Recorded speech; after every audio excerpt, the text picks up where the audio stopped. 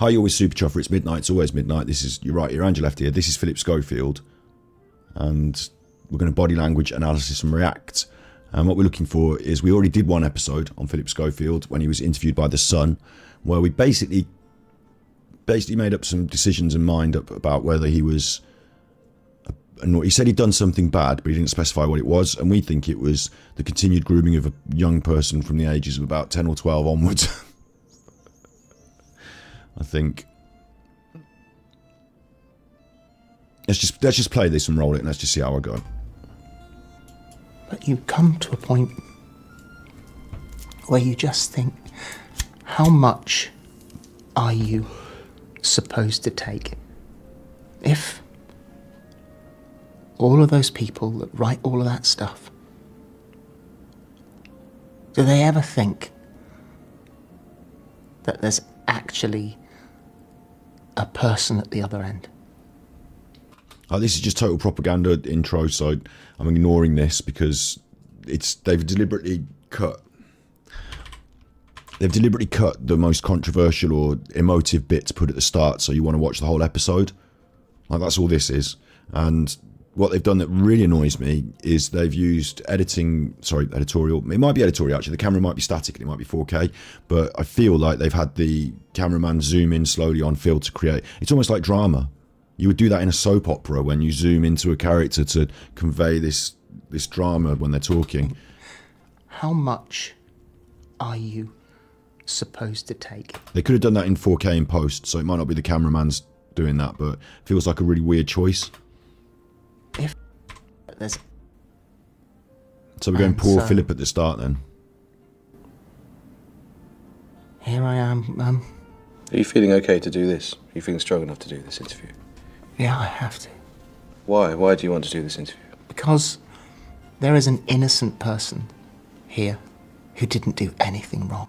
Matthew presumably then. Here I am. Are you feeling okay to do this? Are you feeling strong enough to do this interview? Yeah, I have to. Why? Why do you want to do this interview? Because there is an innocent person here who didn't do anything wrong. Matthew presumably. Or are we talking about Phil? Who is vulnerable and probably feels like I do. Yeah, a lot of my questions are going to be Matthew. Uncomfortable and, let's face it, intrusive, but you've chosen this opportunity to tell your side of the story. And there are questions that your viewers, all the people who supported you over the years, including your family, will want answers to. There's also, of course, lots of questions for ITV in all this. You mentioned... how's the sound balance for you in the background there? I think the reason he's saying Matthew is because in the Sun interview, do you know what, I rewatched what we did and I thought there's some points I didn't pick up on. I should have done them quicker and sooner, but one of the points I picked up on is he didn't mention Matthew as a victim in all this. You know, he talked about other people who became victims, like his wife and, you know, the people he'd hurt around him, but he didn't really mention Matthew as being a victim in all this.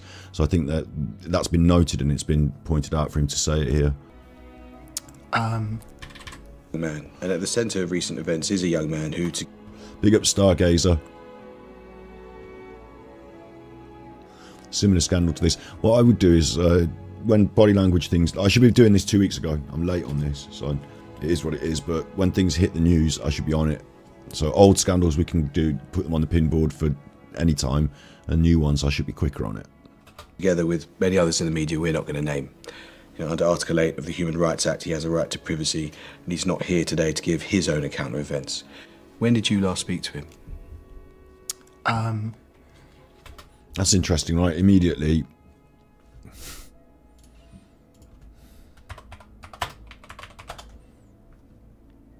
Immediately we've got the constructed visual order constructed. Like, we don't really rely on this too heavy these days, but if someone's looking up here over towards me and up here, yeah, then we're going to say, if Schofield looks up here, then I feel more comfortable with his answer because it's things he's remembering hearing and remembering seeing. Over there, in the other corner, over there, we're going to see constructed. Like, down in the tip me button, down at the tip me button, we're going to see kinesthetic, thinking through your feelings and thoughts in that way. Maybe things you've done, but auditory digital down here, thinking about your self-talk. But in these upper parts, I want to see towards above my head for truth and away from me for not truth, making it up, thinking about a way I could construct this answer to say, make it sound whatever. And here immediately, the interviewer, whose name I can't remember, which I need to, it'd be respectful to remember his chuffing name, wouldn't it? Do you know his name in chat? The interviewer has asked him a bit of a clever question to start with. When did you last speak to him? It's a bit personal, actually. And I think Schofield was a little thrown by that initially. I don't think he prepared that answer. And I think that he would have been aware of some of the questions that are going to come to him today and have prepared answers. But this one's a bit of a curveball, isn't it? So what he's doing is... Stinky Stock says you look up when you're trying to remember. Yeah, it depends which way instinctively your eyes move on the NLP. But the NLP's been poo-pooed over the years a bit. We look for bigger, more... We look for a cluster of body language rather than just one aspect with the eyes. But I'm going to say this is constructed. I was going to say he's thinking of making up an answer rather than telling us the actual truth. And it's interesting that he's also got his hands in his lap. And he almost seems to be pulling himself in here in an effort, in my opinion, subconsciously, to not reveal a lot with some extravagant gesture. So the body language is closed down, non-communicative, and now he's thinking up a way of constructing an answer here. So I don't like it. When did you last speak to him? We see both arms crossed in front of his lap and both legs crossed as well, defensive. When did you last speak to him? Interestingly, they're poised today to give his own account of events. They've positioned themselves directly opposite as well, which I think is a mistake. There's a thing called the eternal triangle for body language. I think it's eternal. Is it eternal? Is it eternal, or is that from geometry? Eternal triangle. Maybe that's geometry, or it's a band. I'll tell you what. Forget eternal. Forget eternal. There's a thing called triangle body language seating.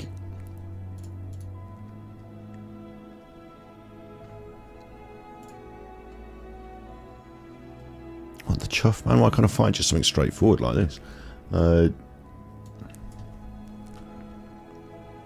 Communication point seating. Weird.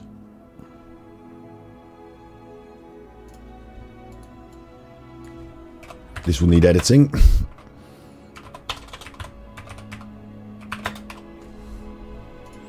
Like, this bit needs to go out. Yeah, I've deliberately made myself quiet on the mic, yeah, because the interview I'm rolling is quiet, so I want all my audio at the same volume, so that when I make it louder in the edit, it will be loud together, and me not be louder than the Amal Ramjan, the interviewer.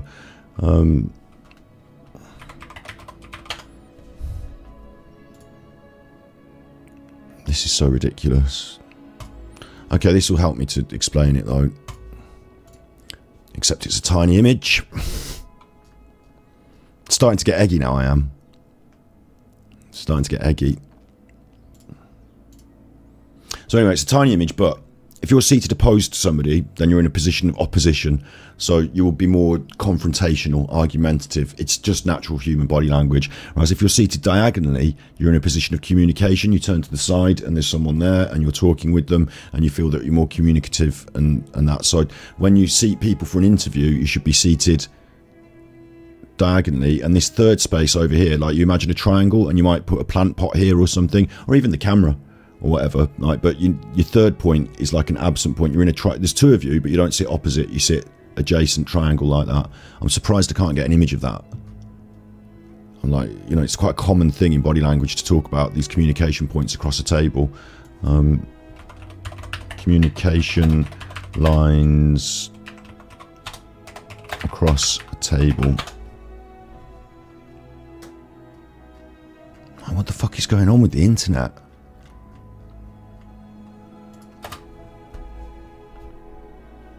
That's an interesting one. See the communication points, but it's ridiculous. It's not what I'm talking about.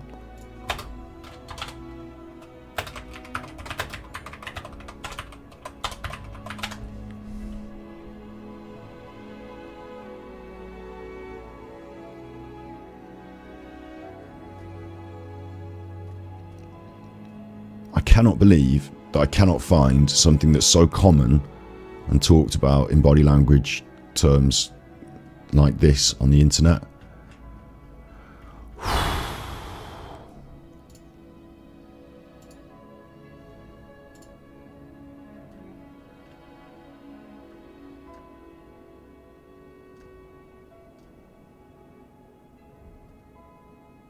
So I'm going to have to give up on that. I'll just, you just have to accept it as a fact from me. But the way they've set up their table here, I hope the sound's all right. I hope you can hear me enough, because it is what it is. Like, I need to be the same volume as this that we're watching. The arrangement here is definitely confrontational, and they've got the small table, and they've got the space in the room. So I don't know why they've chosen to be so confrontational. It's made Philip feel more under the spotlight, confronted. And of course he feels like that because of the situation that he's in. So he's closed down, he's crossed over his arms, his legs are crossed, he's expecting a bit of an interrogation. So it's set a tone already just with the seating arrangement, which was a mistake. When did you last speak? And also in this wide shot, you can see there's this bottle of water under the chair here. So they've said put the water in the glasses and have them on the table and put the water away. And he's put the water down by the foot of his chair because he thinks it can't be seen, but it can. So mistakes in media production from the BBC here.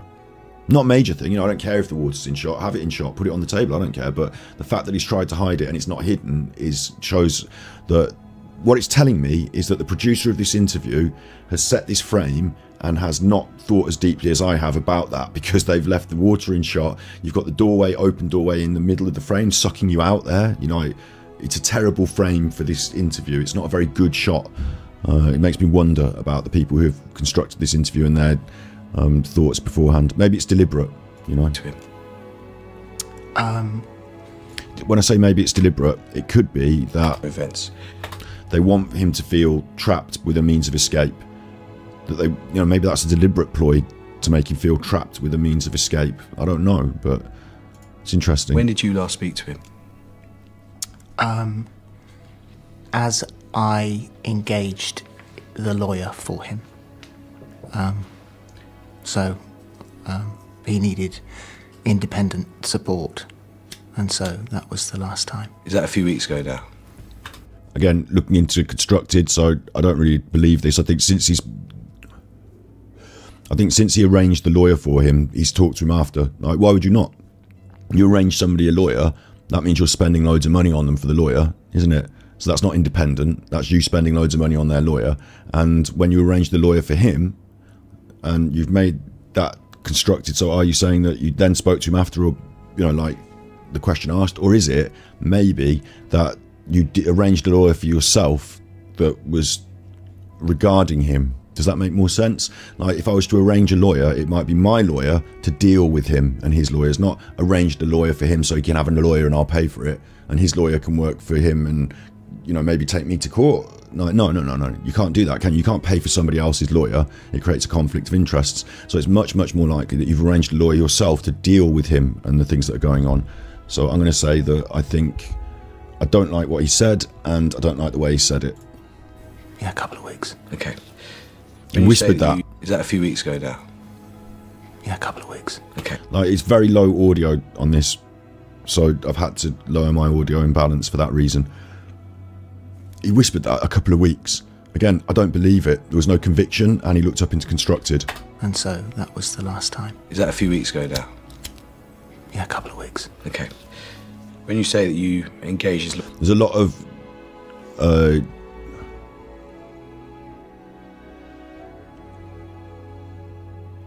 what's his name? I should remember his name. He's done quite a few famous interviews, hasn't he? What was his name again? Rom,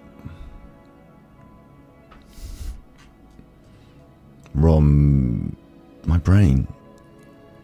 You put it in chat a minute ago.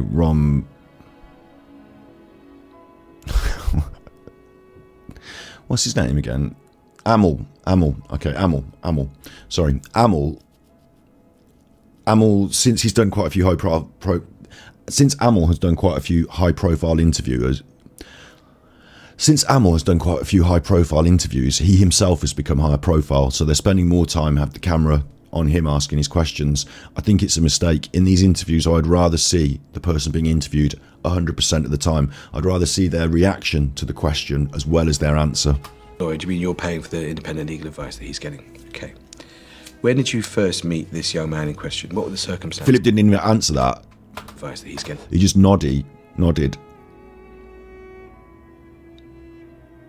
I'm feeling a bit sus about that whole thing. I think that he may well be paying for this other lad's legal advice, but I don't feel that makes it independent, or I think that crosses off the fact it is independent. I feel it's a bit strange. It makes it seem like that lad, I'm going to say his name, but whatever, that Matthew is in some way in his camp and they're a team. I'm paying for his advice. He's happy to accept my lawyers. I don't like that, you know. So I find it very strange that Phil didn't, when asked to confirm and clarify, he didn't give us any conviction again. He just nodded. So I find that all strange. I don't know what the truth is behind that, but I don't think that we've just been given it.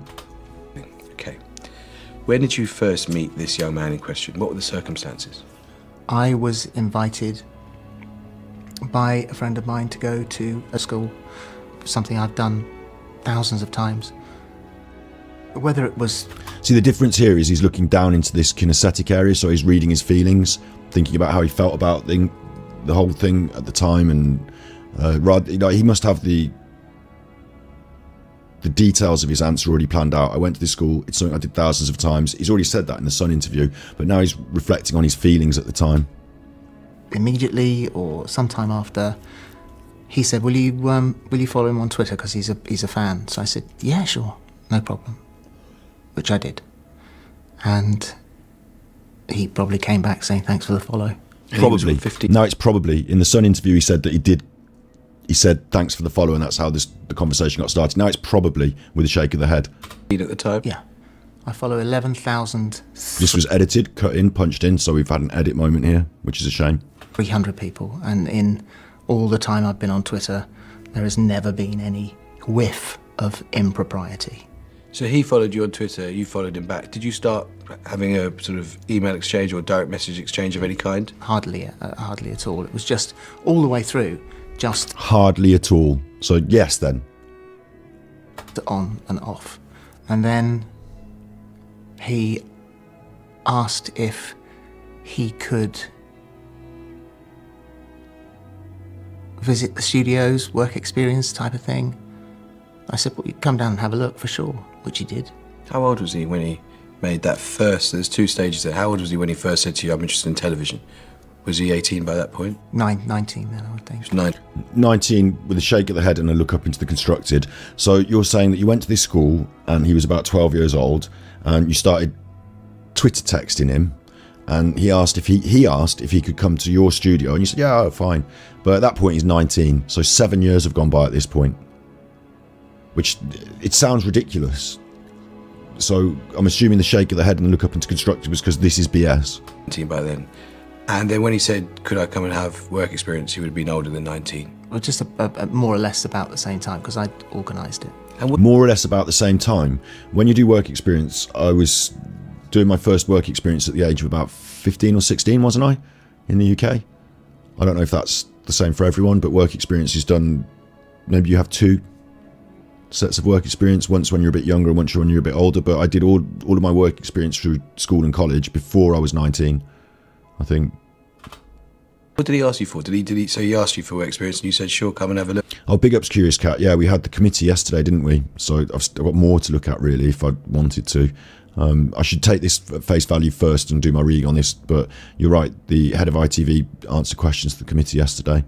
I'm going to keep the committee out of my mind because I'm going to try and read Philip's body language first without, you know, I haven't watched the committee stuff, so I'm going to do this first. Maybe we'll come on to the committee today if I've got enough time, but I'm a bit behind on this, so I need to get this body language one done, and it needs to be without the tainting of other people's answers. I just read and say what I see.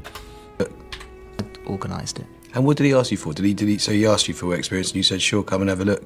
Well, I've done it all my life. A lack of shock and surprise. A believe me look. Believe me look rather than anything else. A believe me look. So again, we're feeling that this is not good. This is not the body language of the honest and innocent. This is the body language of someone worried and worried about guilt. What did he ask you for? So he asked you for work experience and you said, sure, come and have a look? Well, I've done it all my life. I'm best friends with the people who got me into television. And I've always believed in paying it forward. And so that was my, it's just didn't think about it, just did that. So there we got a shrug of the shoulders, and a cover of the face as well. Not happy with it at all. When you look back now, if you were to look back at those messages now, is there any sense in which you were flirting with him? No. I've been 41 years in television. So that would have been better if he'd have just given the categoric no and then stopped, but instead he's now carrying on to qualify it. So again, we don't like this. No. I've been 41 years in television. Nothing like this before. No What do you mean nothing like this before? This was right. You'd been 41 years in television at that point. I don't think so. And this is the thing. It doesn't matter what happened before. This was early on in your television career, went on for years, and now it's come out. So you can't say, well, I haven't done this loads of times, so I'm a good chuffer. This is still quite bad. I mean, this is all, accusations. Which is why I want to put them to you. And so if you're honest... It's not all accusations. There are videos of him with the boy. Like, the inappropriate behaviour is the accusation, but some of the videos that we've seen of him out having lunch meetings, work meetings, with this boy, they don't look, like, in themselves, they don't look that good, do they? So I don't think it's all accusations. I think there might be some substance beyond the accusations, but I suppose we've just got between Phil and Matthew. This is, I suppose that's why people are asking me, is he telling the truth here? Is it just accusations? I feel like no. Nothing like this before. No accusations. I mean, this is all, accusations. Which is why I want to put them to you. And so if you're honest now, again, brutally honest, if you think back to that, because a lot's happened since then, it's a long time ago, but if you think back to those initial interactions, was there any element of it which was sexual? No. Again, we get the downward mouth and the shake of the head for the what should be a categoric no. The downward mouth is a signal of doubt. So it would seem that he's doubting his own answer here. How do I explain this? If you're not sure about something, but you're going to give an answer, no. It's a bit like that. So it feels like he's had to think about it, and he's not sure that what he's saying is true. So there'd been a period of several years when you didn't meet him? Yeah. And we've cut there again, so I don't know if he did continue to talk then, or if... No. He was cut there. So there'd been a period of several years when you didn't meet him? Yeah. Yeah, I hadn't seen him. And then when you met him in person, was there a little moment of sexual attraction then even? Absolutely not. This time... Was there a little moment of... He purses his lips here, holding back something he wants to say. Sexual attraction then even? Absolutely not. Absolutely not, he says. So he qualifies his no with an absolutely, which is not a good thing either. This is starting to build up into a pattern. Absolutely not. He repeated it, not good. Okay, so to be absolutely clear, how old was this young man when you first had any kind of sexual contact with him? 20. So how can you say that the first time you met him was... Like, I mean, you can go to a drama school and there's lots of kids there, and like, he's one of them, so I don't count that. But the first time you met him, he came to do the work experience, he was 19, and there was no sexual traction at all. Or are you saying when you went to the drama school there was no sexual traction at all? Is that what you're saying? I don't know. But then by this point, a year later than 19, bang, you're into it. 20. There's a small moment there. Come on, my frames. Here, where his eyes widen and stare. It's either intent to threaten, staring down your opponent, like intent to threaten, a warning sign. Stop this now. This is not where I thought you'd be going with this. Didn't like that question. Or it's high anxiety. I feel it's more aggression. I feel it's more an aggressive stare. This is obviously the nub of it, and for the record, and to put speculation to rest, let me ask you directly, did you have any kind of sexual relationship or sex with him when he was underage? No, God, no. That We've got the believe me look again, the surprise and believe me look. I believe the surprise comes out as an almost defensive, People have told me he's an actor. I don't really see that. I see him as a presenter who's done some drama work. So I don't think he's a good actor, and I think this is part of that bad acting. No, but it's also a bit of fear as well. It's also a bit of belief. It's like there's a few different things in one here, I feel. There's shock, surprise, fear, anxiety, believe me expression. Sexual relationship or sex with him when he was underage? No, God, no. I think that is, and in my statement, it says, There's a lot of stuttering here, and this hand came up to point. I can't see the wider angle on it, so it's a bit of a shame because the hand might be significant in some way, but... God, no. I think that is, and in my statement, it says, consensual relationship, fully legal. I mean, that was approved by both sides, that's no. So this is really weird. So in my statement, I think he's referring to this higher power, because the hand was coming up and pointing up like this. I think he's referring to some sort of higher power, which is the legal power, which clearly, between him and Matthew and his lawyers, they've arranged some sort of statement that has said that he's above the line of recrimination here, he believes, because legally it's all been put in a statement. But the believe me look, the surprise, the fear, the anxiety, the stuttering tell a different story. Any kind of sexual relationship or sex with him when he was underage? No, God, no. I think that is, and in my statement, it says, consensual relationship, fully legal. I mean, that was approved by both sides, that's no. And then when he got work experience at This Morning, so he's 20 years old at this. And he specifically said that was approved by both sides. So what we're saying there is both sides as in legal, aren't we? We're saying my legal team, his legal team, which is also my legal team. But this is all very creepy and weird to be referring to the truth of a situation through what was agreed on a legal document rather than what was the truth. And then when he got work experience at This Morning, so he's 20 years old at this stage. He's someone who's come in. Well, that was, I think, by that stage at 20, he'd done there was he came in for a visit. We went out for, because he was going to be picked up, and I was worried that he might be on his own. So I said, well, we'll wait, let's go have... This is ridiculous. I'm going to pause that there for two reasons, textual and body language. Philip is still shut down, you'll notice. He's still got his legs crossed, he's still got his arm across him, he's using one hand to move and gesticulate, but still very shut down. He's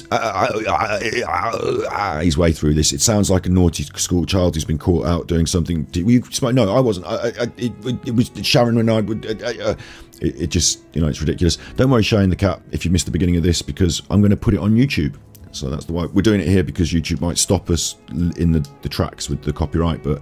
we're putting it on YouTube. So this is a bad answer, all this stuttering and stammering, but... He'd done, there was he came in for a visit. We went out for, because he was going to be picked up, and I was worried that he might be on his own, so... So at what point is Philip worried about Matthew being on his own? Because we're led to believe in this interview that Matthew is over the age of 19, or 20 now, we just said. We started with 19 and now we've gone up to 20, and he... is a young adult that Philip doesn't feel sexually attracted to, or does maybe. Maybe there's a year goes by and then he suddenly does. But anyway, the point is that young adult requires Philip's supervision, protection in some way. I don't buy that now. If he's between the age, if he's younger, then it would make more sense that you would have that as your reason for hanging out with him, to keep an eye on him, to protect him. But if he's a 20-year-old and he's been on the work experience, I don't think you need to wait with him while his taxi comes. I just think it's a bit contrived, especially if... How do I say this? Especially if you are not... if you have no other interest other than professional, the job is done for the day and you've got things to do, so why are you waiting with this boy? It must be more than a professional interest there, mustn't it? It must be a... He'll say it's like, a friendly personal interest, but it's a bit strange, isn't it? Yeah? I said, well, we'll wait, let's go have a bite to eat. It wasn't a meal, it was just waiting for someone to pick him up. So. Oh, right, I see. So he was waiting for a taxi, presumably at BBC Company House, not Company's House, what am I saying? BBC Studios or whatever. And Philip said, while we wait for the taxi, let's go to somewhere else, a different location, and sit down in a restaurant, maybe. And then when the taxi arrives, you just get up and go. Don't worry about your dinner. That's ridiculous. It's not about body language here. It's about that's ridiculous. A bite to eat. It wasn't a meal. It was just waiting for someone to pick him up. So it was, you know, yeah. Oh, don't worry. You know, don't go out there on your own and be picked up. So at that point, you weren't in any kind of a relationship? No, God, no. Right. Okay. How long after that, was it that you had the attitude that he is surprised and shocked that he might be in a relationship? Like, God, no. How would you even think that? Why is it? It's so strange that these people are accused, because you've been talking about how later on you were in a sexual relationship with him. So it's not surprising to ask that question, especially if you're taking him out to dinner. The beginnings of a sexual relationship with him? He'd been working at the show for a few months. And we become mates. We were mates. You know, we around the studios, you hang out together, you know, chat to each other, that sort of stuff. It's a bit weird, isn't it, again, because he's now contradicting what he said earlier. Because earlier he said that he'd been working in television for 41 years and, like, you know, it basically presenting himself in a position of status, that he had no requirement for this sort of soliciting of these younger people. But now he's like, I'm friends with him and we're mates, we hang out at the studio. Like, he works as essentially the lowest rung on the ladder, I would assume, like one of the runners. And Philip's in the higher echelons. He's been there for 40 years and he's mates with one of these young runners. It sets a weird tone, doesn't it, even if it's innocent? I said, we talked about, I mean, I'm mates with a lot of you chuffers in chat, and like, you know, I'm sure there's different ages, but we're all talking on the internet. It's a bit different if we're all hanging out in the same production setting. I would expect, I talked about, you know, running a salon before, and I'd also talked about we talked about dating on stream the other day, and like hanging out with people who are not, like, with this gap in the age range, like hanging out with them, do you know what I mean? Like what this young lad is interested in and into, and what Philip is interested in and into might be kind of different, and it seems kind of strange that they would simply become mates, doesn't it? But that's his defence, I suppose. Around the studios, you hang out together, you know, chat to each other, that sort of stuff.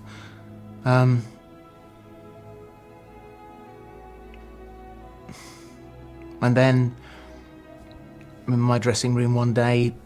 Shaking of the head, a lot of searching in different aspects.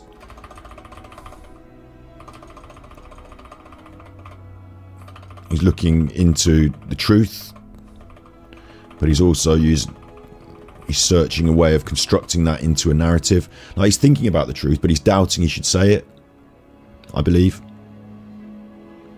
Like, instead of just telling us what's the truth, Phil is finding a way of saying these things that sound better, if that makes sense. That's the way I feel about his body language.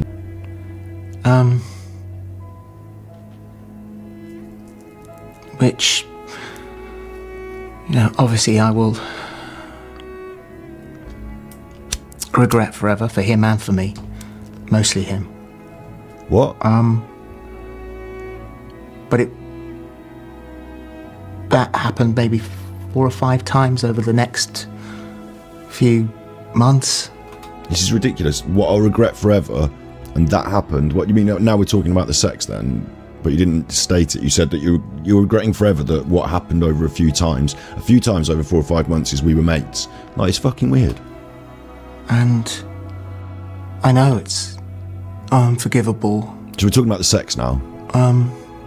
And it's unforgivable, and we're looking off into constructed the whole time. We're just trying to construct a narrative that sounds acceptable to the public. Boyfriends, we weren't in a relationship. I was really in a mess with my own sexuality at the time. And it just happened. Okay, I'm gonna have to stop here because I can't have this anymore. It's annoying me. I just wish I could get the right background balance of the sound. How old was he at this stage? 20, 21. And how else were you trying to help him? What else were you doing to help him? This is ridiculous. Why? Like, I don't even have to body language this one, really. I might abandon the title of body language and just call it a react, because, like, body language aside, how old was he when you started having sex with him? 20, 21? Like, but a minute ago, you started working as work experience at the age of 20, and you were just mates. And, like, where does the time fit in? Where is this timeline fitting in? He was like 19, he was 20, and then now when you started having 21, so within like the year, not like years and years, but within the year then, because he couldn't have 20 then, but you said he was 20 when he started, and you were just, so you weren't going for a date with him, but within a year of going for that not date, you were having sex. It's just ridiculous, isn't it? And how else were you trying to help him? What else were you doing to help him with this morning? Did you help him in terms of getting a show reel? Did you help him meet people? Because he had a lot of access. I did a show, I helped him, and I think that this might have been before there'd been any contact. I helped him put his show reel together. Right. So after he gets... Wait. So before... Hang on. Contact him, and I think that this might... Did you help him meet people? Because he had a lot of access. I did a show, I helped him, and I think that this might have been before there'd been any contact. I find that to be a truthful answer out of all of them that he's given us so far. He did help him to do a show reel before there was any contact, but it's very strange because how do you help someone to do a show reel without having any contact with them? I helped him put his show reel together. So after he gets work experience this morning... He's now got a job. So he was then given a job on his own merits because he was very good. Shaking hand. Don't know if you can see that. He's now got a job. So he was then given a job.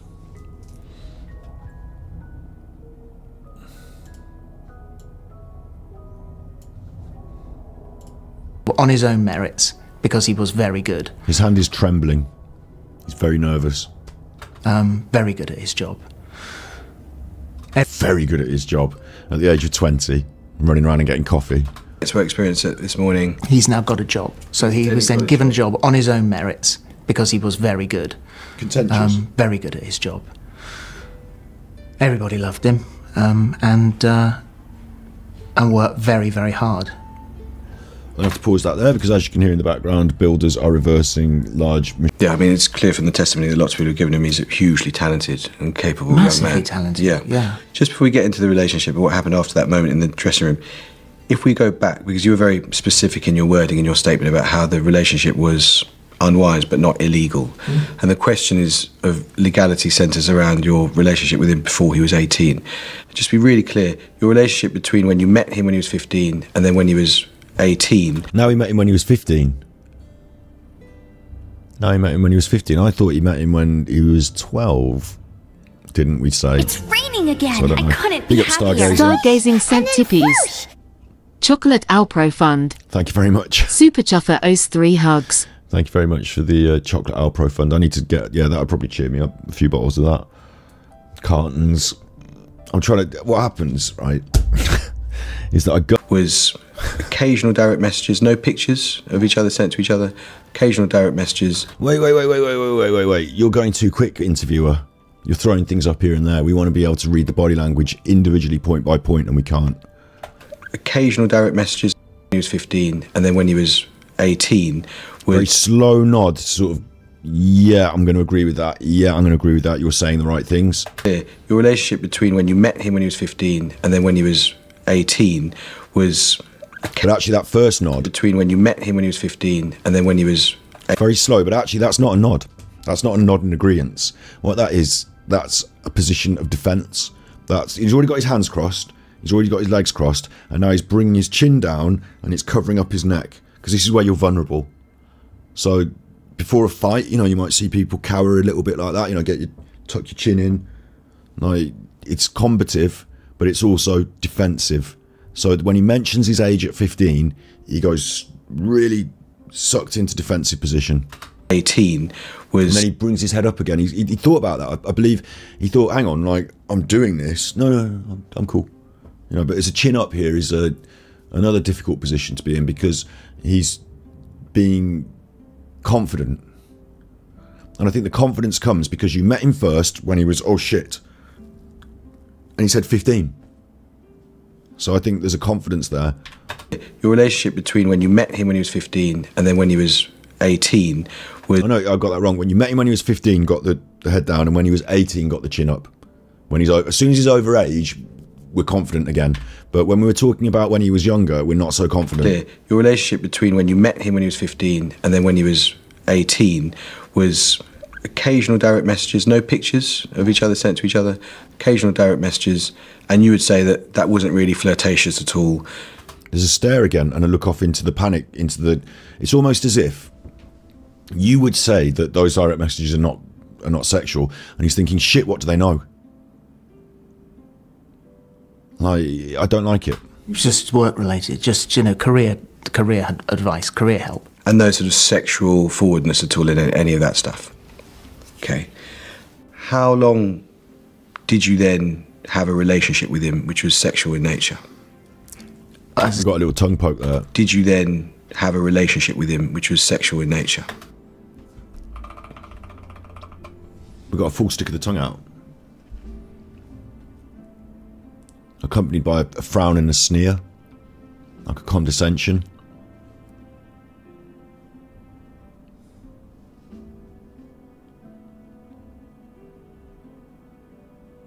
I think he's angry at being asked directly about the sexual nature of his relationship with the boy, as if it's not your business. As if it's not, like, how dare you? It's not really, you know, we've just agreed that he's overage, so now why are you asking me these personal questions? But I think we've also got the tongue out as this, I got through that then. You didn't even probe me about whether he was underage. You just accepted what I said, you idiot. So I don't like that. That's the thumbnail, you reckon, yeah? I better get out of the way. As I said, it probably happened. Probably. 5 times, maybe 6 times. Maybe 6 times? What do you mean, maybe? Bargaining. Happened 5 times, maybe 6 times. But nothing more than that. Nothing more than that, shake the head. After having the boy on the show, he becomes your mate. You got him the full-time job. You start bopping him. And then at some point, after 6 times, it's just like maybe 5 or 6, we just stop. Just decide not to do that anymore. Just not doing that anymore. So it doesn't seem to make sense what he's saying. And the body language surrounding it... Maybe 6 is... This is... Will you believe what I'm saying? Like, will you buy this? Maybe 6 times, like the bargaining bit, is checking, he's looking at the person he's talking to and giving him the believe me look a bit. You know, are you going to buy this? Probably happened. Probably. 5 times, maybe 6 times. But nothing more than that. So when did your relationship with him end, and why? I was, at the time, really beginning to get into a very poor mental state with my own sexuality, and I thought that was bad, nothing like this. There was a moment of honesty from him. I thought that was bad, nothing like this. Said very quietly while he looks into his own feelings, so I totally agree with this one. I thought that was bad, nothing like this. I thought that was bad, nothing like this. Like, this is a bit weird though, isn't it? Because he thought it was bad having to deal with his own sexuality, the fact that he's gay, and he's having to deal with that because he's married to a woman. But he thought that was bad. I think he's referring to the kerfuffle he got with the family, and you know, because he already knows he's gay. He's having sex with this boy. Yeah, he's not confused at this point. He's having sex with a young lad. So, like, he thought that was bad, nothing like this. When he says that was bad, nothing like this, not. He thought that was bad. The moments where I had to consider my own sexuality, I thought they were bad. Nothing like this. This is where you're being accused publicly of paedophilia, yeah? So this is really bad. And then he thought, in respect of what was, he thought that was bad. The shit he got from his wife, the problems he had with his family, for not just coming out and being gay, I think for also having a specific relationship. But he thought that was bad. This is worse. The public fall is worse than the private life shattering. I thought that was bad, nothing like this. And I think it, you know, it just sort of drifted. I mean, we've still stayed mates. We're still mates. You know, still stayed friendly. This is a believe me thing as well, so they're not still mates. as far as I read that. He even qualified it himself. We still stayed friendly. So are they still seeing each other? Are they seeing each other just as mates, popping down the football? Maybe you want to come over and play some video games? No. So whether it's still going on sexually or not, I don't know. But the fact that they're just mates, not having that. I think it, you know, it just sort of drifted. It drifted. Even though you see each other daily. I mean, we still stayed mates. And then he's got that vape in his hand here. Again, I'm in the way a bit here, but he's got that vape in his hand. So in this interview, he's holding it, but they're editing out all those moments where he's smoking it, because it's the BBC. Do you remember what I said about the last one? I said that, just like the Jimmy Savile interview where they accused him of, or they questioned his sexuality and he started eating a banana, they know that, Phillip knows that in the mainstream media, if you smoke your vape, they edit it out. So he's holding that in his hand, secretively, in the one hand. He's cupping it like that. But, in fact, I'll move the screen so you can see that, look. See that, yeah? He's palming it in his hand like I'm holding my lighter here. So that's going to affect his motion and gestures, because he's hiding this. Physically hiding it during the interview, like actually physically hiding something. He's showing it by accident here, but it's interesting that he is holding it, he is smoking it during this interview, but they're editing those moments out. And that's where we saw earlier in the interview, I said big edit there, big jump. Clearly they're editing this, and he's forcing their hand by smoking that thing. Whereas with the Sun interview, they didn't edit out any of that. And I think he would have expected them to, because in common television, like the way he works for 40 years, professionals remove that sort of stuff from the edit. Interesting. We're still mates, you know, still stayed friendly, and I got him work, because obviously, you know, you're living in London, you're struggling, and I got him runners' jobs on other shows that I did, because he was a very good runner. And a mate, and someone that you know. It's always nice to have a team around you of people that you know. All right, so these shows that you got him work on then were with you then, team around you. And being a very good runner means you get the coffee well, like come off it. You know, you're living in London, you're struggling, and living in London and struggling. So now we talked before about balance of power. Like we've got an even worse balance of power here because this fella's struggling. I got him runners' jobs on other shows that I did. Other shows I did, yeah. A very good runner. Because he was a very good runner. So when Phil does a show, he gets this lad on as the runner, and the production staff don't mind really, because Phil can have his little lad, I suppose. But if it was me and I was the producer of a show and Phil said, can this lad be the runner? I'd say, well, not, you know, thanks very much, Phil, but the producers will choose the runners. No. Do you know what I mean? Like, I would have no stock with the talent telling me who was going to be working on my team. But Bron Vixen says he's still got his wedding ring on. Maybe so, yeah. The very naive way that Phil explains this to sound innocent doesn't come across well, because we all know it's ridiculous, don't we? Because obviously, you know, you're living in London, you're struggling, and I got him runners' jobs on other shows that I did, because he was a very good runner. But this is after things have just drifted away between you. You decide to keep him in your tight circle, personal circle, have him at your beck and call, so to speak. What does a runner do for the talent? You know, have him at your beck and call.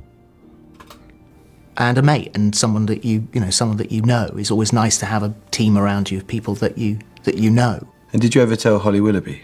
No, God no. God no, she'd have been horrified. That's what I read from that.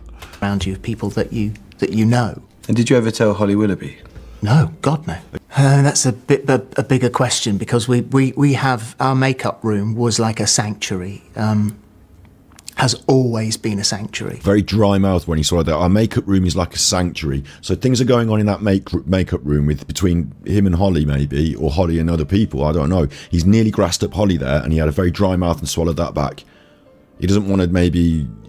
He's using this information to try and make himself look better, but he's inadvertently exposing other information. And I didn't do the 3 questions at the start of today. Or maybe I should, you know, clapperboard, put this bit at the start.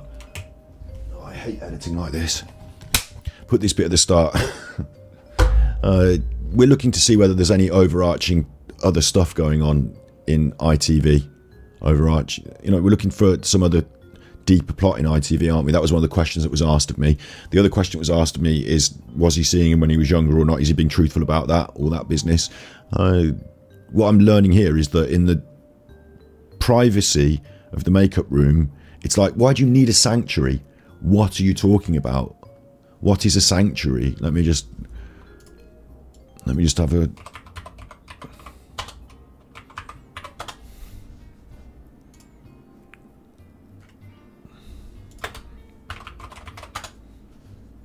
A refuge or safety from pursuit, persecution, or other danger. So it's definitely like a refuge, isn't it? When you're in trouble in some way. Somewhere you can hide out. It's not like life is busy and I need some place that's calm. That might be an oasis of calm. A sanctuary is, I'm being hounded and, you know, people are angry or things like that, and I need to be safe. So I'm going to say a sanctuary is a strange choice of words from Phillip here, because in your day-to-day working life at this morning, you're not being put in positions where you feel unsafe and insecure. You know, you might be busy and you might be tired, but a sanctuary, that's a worrying term. And he referred to it for Holly himself, of course, but also Holly. Holly's up to something, you know, behind the scenes, that she is hiding at this sanctuary in some way, is what he alluded to there for Holly. Not me saying it, him saying it. We see this. Holly needs a sanctuary where she can get away from the persecution or whatever it is. Maybe she does suffer persecution in the media, but I always felt the media were very pro-Holly. Do you know what I mean? I always felt the media were always like, oh, Holly's doing this and Holly's great. So I wonder what she feels that she requires this sanctuary from. Oh. And did you ever tell Holly Willoughby? No, God no. That's a big deep breath as well. Bigger question, because we have, our makeup room was like a sanctuary, has always been a sanctuary. So you tell everything in that room. Holly knows everything about me. I know everything about Holly. Except you weren't telling everything. You just told us, God no, I wouldn't tell her about this. God no. So Holly's telling you some weird shit in this sanctuary, yeah? He's saying, oh, I'm doing it as well, but he's obviously not, because he's obviously just doing enough to keep Holly doing it. So Holly knows something about Phillip. Phillip knows something about Holly here, is what he's saying to us. And it's stuff that you wouldn't have out in public. It has to be kept in this sanctuary. Like, this is really creepy and weird. Sanctuary has always been a sanctuary. So you tell everything in that room. Holly knows everything about me. I know everything about Holly. All the team that are in there. When the door is closed, then that, you know, that's the sanctuary. There's a team involved now. I assume it would be makeup people and runners, wouldn't it? But how do you acquire a private sanctuary, like a sanctum of inner circle? The tongue is out again, looking into his feelings. This is really bad. This says to me there is some sort of clandestine goings on within the production. We don't want other people within the crew to know about it. So it makes me wonder whether, asking about that, is it all of ITV? Like with the BBC and Savile, there was this, you know, number of other people that were involved in the Operation Nutri investigation, wasn't there? It wasn't just Savile. And some people say, well, they were covering it up, and other people say, well, they just, you know, didn't know. And there's all this, like, is it all going on in ITV? Well, it would seem that he's hiding, him and Holly and their inner sanctum group are hiding things from the wider team in some way. So I'm going to say no, not the whole ITV, more like a Phillip Schofield and Holly Willoughby and whoever's in this sanctum problem at the moment. Very strange. And it is a wonderful, wonderful environment, and something that I will miss. Oh, his little, what this.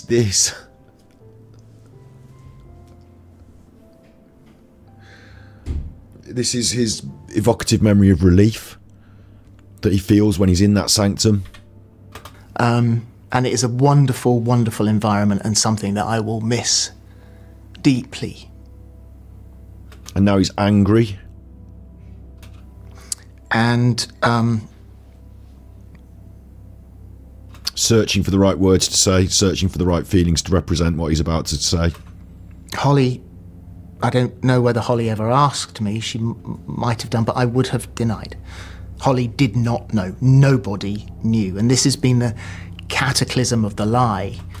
Holly did not know, he says, Aunt nodding his head. So I worry that Holly did. Like, I'm very confused here myself, because he's telling me that in the inner sanctum, everything is talked about.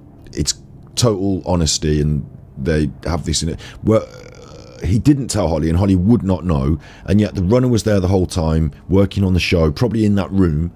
Like, how and what? Are you just protecting Holly here because Holly knew the whole time? Like, the options are Holly knew the whole time, and now he's protecting her, apparently, or he's telling the truth, Holly didn't know, but then he's lying about that bit of the sanctum, telling each other everything. Like, in that one statement there, two things can't exist at the same. You can't have told Holly everything and been completely open and honest, and yet kept this alive for about 20 years. It just seems incongruent. So yeah, we're going to say in chat, Star Ray says he think he's covering for her. I'm going to say, yeah, he's refusing to throw Holly under the bus. He's attempting to cover for her, but it doesn't just seem to me that it's this one incident that he's this topic that he's covering about. He's alluded to the idea that there is lots more going on in that sanctum.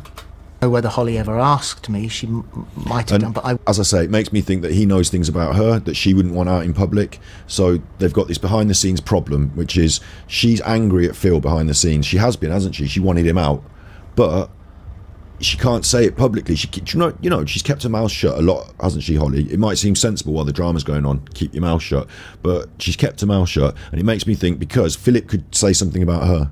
If she starts going at Philip, he could start going at her. And it might not just be that she knew about this, it might be something else. So that's a worry for me now. He's brought up worries about Holly Willoughby, even though he's trying not to throw her under the bus. Would have denied. Holly did not know. Nobody knew. And this has been the cataclysm of the lie, is that, a lie, it starts in a denial. No, gosh, no. Weird, because that's what you were doing today. Isn't it? Weird the way he described how a lie would work. It starts with the denial, and then he did the denial then as like an act, and that's what you've been doing today. So that's fucking weird to throw that in. And then I would also say that, how is it then that you've been having this 6 times, he said? 6 times, probably that, and then you drifted apart, but you're on set together, you're on these productions together, and there's no indication of flirtiness or anything. Like, no one on the set says, oh, Philip and him have been they've been whispering. No point at work do you even give him the bat of an eyelid. And then, like, the minute that, Kurt, we're all going home now, all right, jump in the car with me, let's go to the restaurant, and like nobody knows about it, like, that all doesn't seem right, does it? It just all doesn't seem right at all. Philip's a real collection of problems here. It starts in a denial.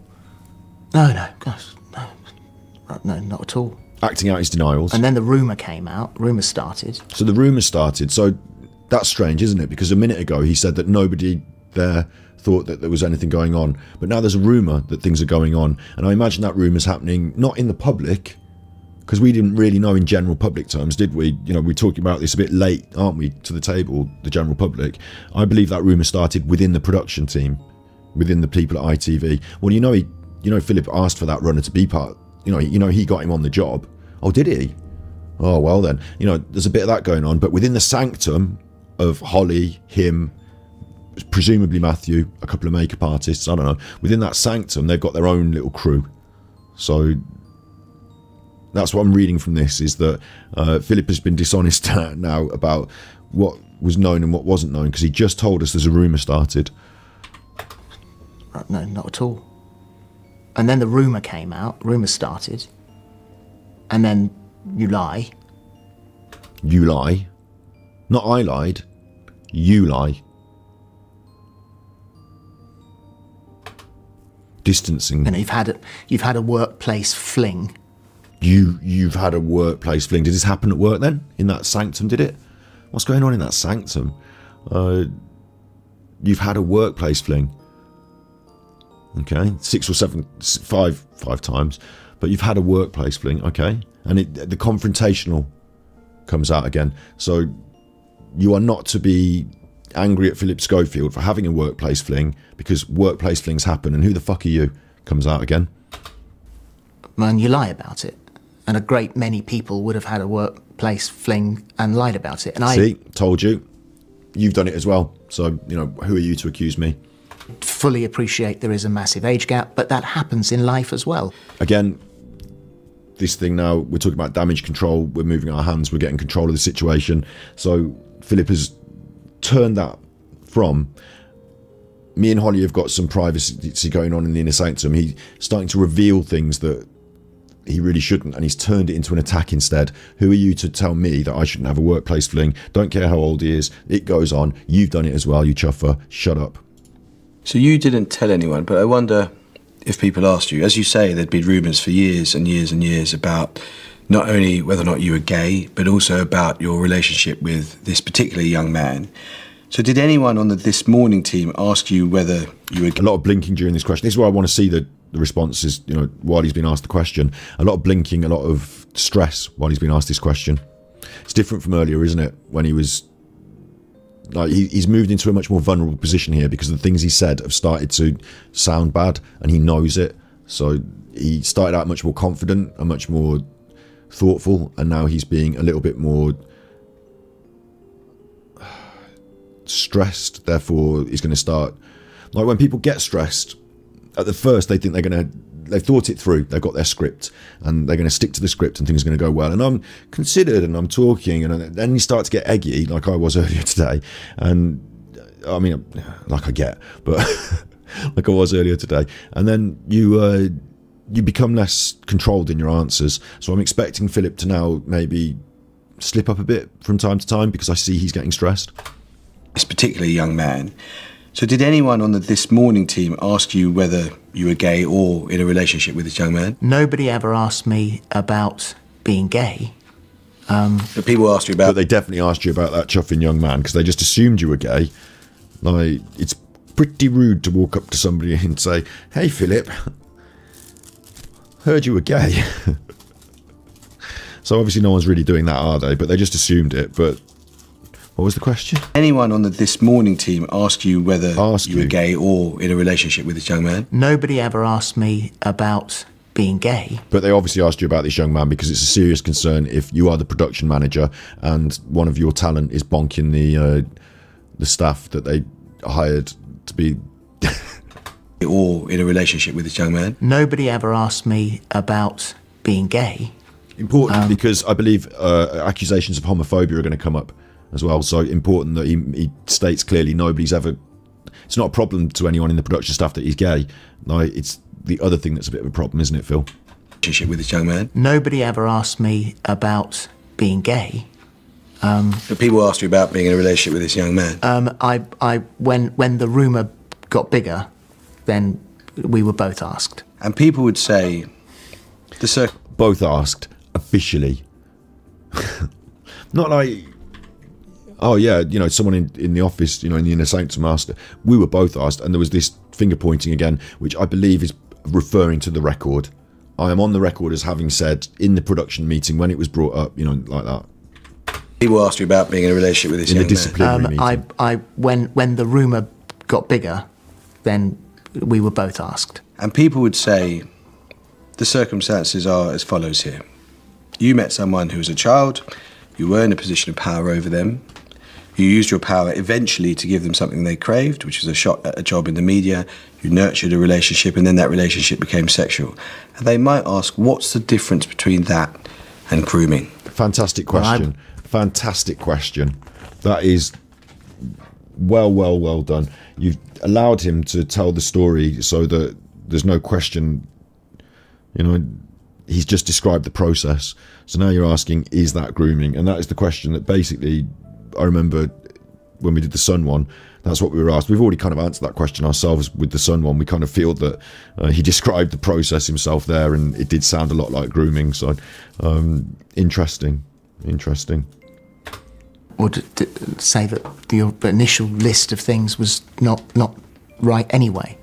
Tell me, why? Because it was a totally innocent picture, a totally innocent Twitter follow, of which I follow 11,400 people, and then it was a completely innocent backwards and forwards over a period of time about a job, about careers. You know, you just said that a minute ago. You do that. What's wrong with that? What's wrong with talking to someone, no matter, you know, what age they are, does that mean that if... There's nothing wrong with that in itself, but if that's all you did, then that's fine. But it was what he just described, isn't it? Is that that's the beginning of a longer process, and the process was bring him into the inner circle, like give him that thing that he craved as well, the job in television. That's a big one, isn't it? Like your Phillip Schofield telly personality. Take him out to lunch, take him out to dinner, you know, all that business. Invite him into the inner sanctum. Yeah, I think it's very contrived for Phil to break this down into, at the start I just sent him a text message, you know, if and he's you using defensive blocking posture again. This is all massively defensive. He's caught in this problem now. The one eyebrow's gone up, not both, but the one eyebrow's gone up here. I think he feels caught in a position here. I think he feels caught in a rock and a hard place, and he's going to try and explain his way out of it. You know, I mean, you do that. What's wrong with that? What's wrong with talking to someone? By asking us questions, we're not answering the questions, are we, Phil? Like, we know what's wrong with these things. We've just asked you, so he's turning it back. He's like deflecting and diffusing it. It doesn't. It's not a good answer, is it? You do that. What's wrong with that? What's wrong with talking to someone, no matter, you know, what age they are? Does that mean that if you're following anyone on Twitter, that you absolutely don't talk to anybody else, or you don't give advice? So I disagree with the summation that you just gave, because that does paint a very grave picture. In which case, why? That's legal language, the summation you just gave. You know, it's very posh language, isn't it? I disagree with the summation you just gave. We're putting it in different framework now.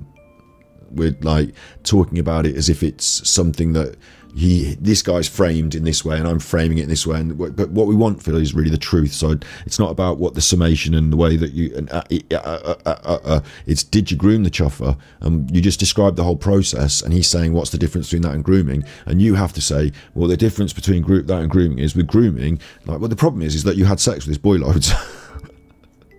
I suppose, because like with grooming, you'd be like, well, there was, from the moment someone meets a young child, they have like a end goal in mind, and they go through the process of leading the more naive one into the end goal. That's grooming, I would say. But with Phil, how would you, like, the problem is that you kind of did clenched fists. Yeah, intention. I suppose, Jessica, that's a good point. Intention. I don't believe intentions are very, like, in law, intentions matter in some cases, but in other cases they don't really. And I'm a personal believer that intention is not really as important to me as act. Like, I can say, oh, I didn't mean to hurt you, and then I can punch you in the face and say, whoops, I didn't mean to hurt you, and I can punch you in the face and say, whoops, I didn't mean to punch you. And like, my intention is what I tell you my intention is. But what I actually do is what I actually do. So I read people's intentions more based on their acts. So that's a difficulty as well. And I shouldn't really critique him. You know, I think you thought you were going to do this, and I think you were doing this. But we've got the benefit here of the wider story, haven't we? The clenched fists that you mentioned in chat there, Star Rays. He's holding that vape thing. So it's that same thing from the sun. But we're not seeing it overtly and explicitly because they're editing, but he's holding that vape thing, stress, clenching it in his hands there, yeah. Why do you say it was unwise? Because you're clearly sensitive to the power differential, and you're clearly mindful of the dangers of abuse of power. The brief communications backwards and forwards, up to the point that he came to work on this morning, I think was just chat. So that almost sounds like he's been briefed by a lawyer. The brief communications we had up to the point of leading on, that's how a lawyer would speak. This is him reading the script from his team of lawyers, and it's designed so that when he answers this question in public, this is almost like he's in the courtroom here, and he is in a way, isn't he, the court of public opinion, but he's giving a very... His statements here are not backed by emotion and I never felt this and you know, I saw him as this or anything like that. It's legal language to prove that I didn't do anything underage bad legally.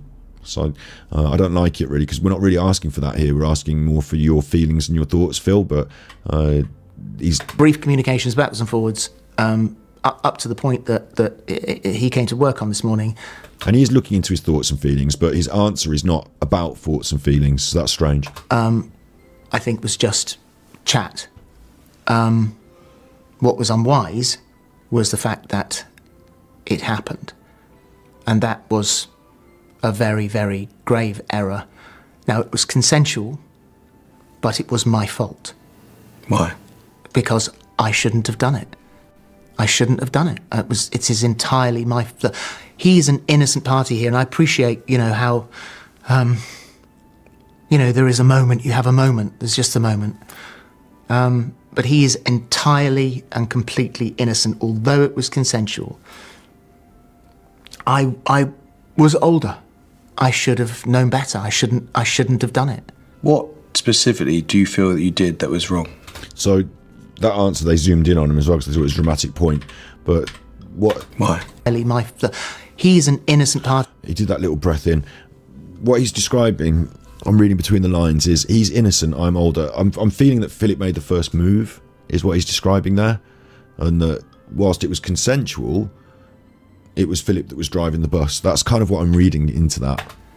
I shouldn't have done it. I shouldn't have done it. Not we shouldn't have done it, or I shouldn't have responded like that.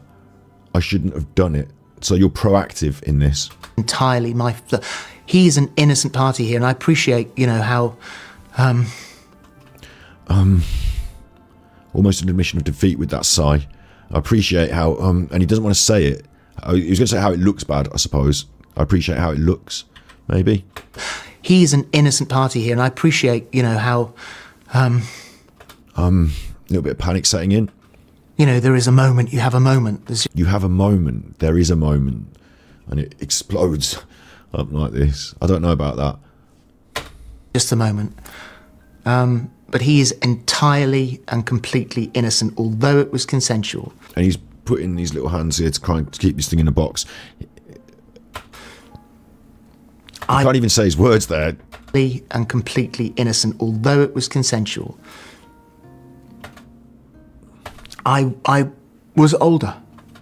I was older. Again, that's where I'm getting that from, is I think he wants to say something else, or he's trying to, or he's starting to say something else, and it comes out as was older. But what we were talking about was not what... I mean, that's taken for granted, isn't it, that he was older in the whole time? So I feel like he was trying to convey some other information there. It was consensual.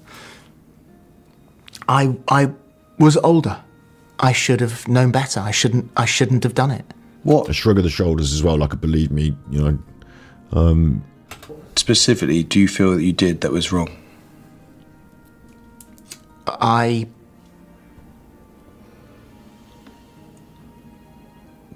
kissed someone in the workplace, which led on to...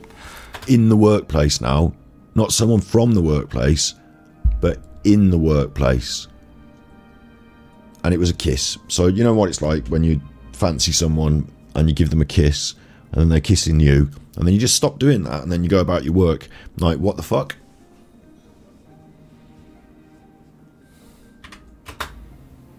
That's the expression of doubt. Doubt. Self-doubt. Doubt whether they'll believe the answer. Doubt.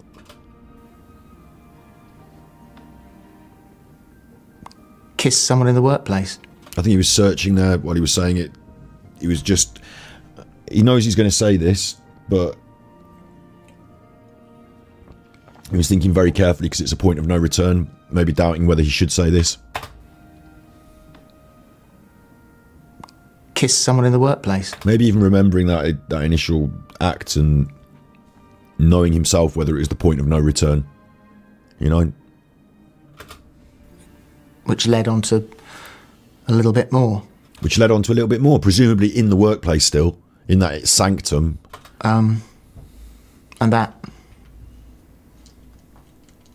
you know, retrospectively, of course, you know, you think, my friends have said, what the hell were you thinking? You don't do that. You've never done that. And I think there's no excuse. I don't put any, there are no excuses here. I mean, I am, it's my fault. But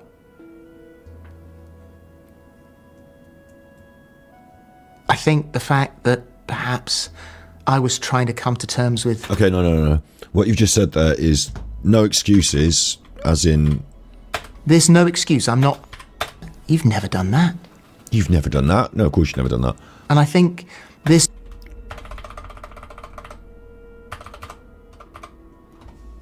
You've got the big tongue poke again. It was a quick one, but you've got the tongue poke again, looking into his feelings. So I still think Philip feels bigger than this, and that this is something that, whilst it's happening to him and he's having to defend it and it's going on, I think deep down Philip thinks, fuck you, like, this is just something that people do and I can't believe I'm being hauled over the coals for it. I think that's his actual true feelings about it. There's no excuse. I'm not... There's no excuse. Like, he's not even going to try and defend it because it doesn't require defence in his personal deep feelings, does it? It doesn't really require defence. That's why he's not going to give any excuses or defence. Because a minute ago he was like sticking his tongue out. Don't put any... There are no excuses here. I mean, I am... It's my fault. It's my fault came out. Again. But... Long pause. I think the fact that... I think that maybe it's not my fault and, like, you know... not a good look, really. Yeah, carry on. Perhaps I was trying to come to terms with who I was, what I was going to do about it. Have sex with that the boy, effects presumably. that it would have. I think that's probably the reason. And do you feel... So the reason was you were working out how gay you were by having sex with that boy, and you were working out what the response from the public would be by having sex with that runner at work. Listening to how you talk about it, do you feel that what was morally wrong about it was that it involved an abuse of power because you were an older guy who had more power than him? That, obviously that criticism has been levelled at me, but well, I've never done that in my whole life. I've never abused my power anywhere. So he's going to say no, but it was implicit in the situation, wasn't it, Phil, that you got him a job on the telly and you're Philip Schofield off the telly. Like, once you're in that position as well, you're... Like he said about other jobs and about how the guy was struggling, like it made it feel like the guy was dependent on him. You're also in this position where the runner on the show, like, there is a power dynamic within that. Like, you're the runner and you're the star, so they have to run around after you and get you stuff. So it seems implicit, doesn't it, rather than a question. But well, I've never done that in my whole life. You've never done that, but you did. No, you totally did. If you abused my power anywhere, I'm not a bully. I don't. I mean, God, you read the things that you're supposed to be. You know, I don't lord it around TV studios. So now this comes back to the going to see the Queen early thing. You know, angry about that public reaction to that, because there's not much else that people say. People don't say Philip's a diva, do they? Don't lord it around the studios. Maybe he's thinking about other people in his life in the studio environment that maybe do some of these more diva-ish things, and he doesn't feel that he's as bad as them. You know, the only thing you do is you have sex with the runners. So, you know, things that you're supposed to be. You know, I don't lord it around TV studios. Everyone is a friend. I've gone through. Everyone's a friend now. All of this time, most of the messages I've got are from people that I work with saying, "Oh my God, I can't believe they're saying this. I mean, we love working with you." I snapped once around about the time that I was coming out. I snapped at one of our producers. Oh, so you have had a pop at the producer. The messages that have come in that have been lovely. You know, I wonder if they've been from people like Giles Brandreth, who is going to say nice things to you to your face and then stab you in your back. You know, I wonder if those messages are from the nice people at TV who are going to say nice things to you but then stab you in the back. So I don't think that because Philip tells us he's had some nice messages, it's really a defence. But we're into this mitigation phase now, where Philip has admitted the wrongdoing and is trying to make us convinced that there are lots of reasons why he's a good chuffer. So don't worry about the wrongdoing. And after the meeting, I immediately got up, went to her and apologised. It's not me. I don't do that. I'm not rude on the studio floor. I don't bully people. I don't lord it around. We're all... And he's specifically relating it to power. So he's saying that because I have power, I could bully people and I could be rude to them on the street. I don't do any of that. I'm a nice chuffer. Very, very on one level team. One level team. The runner is on an equal level to you. And that's been the important thing for me in 41 years of television. Well, that's a problem then, isn't it, Phil?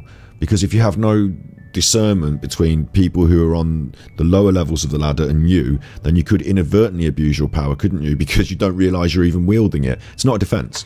See how extremely concerned you are for the welfare of this young man. Did you love him? No, we were just mates. We were mates.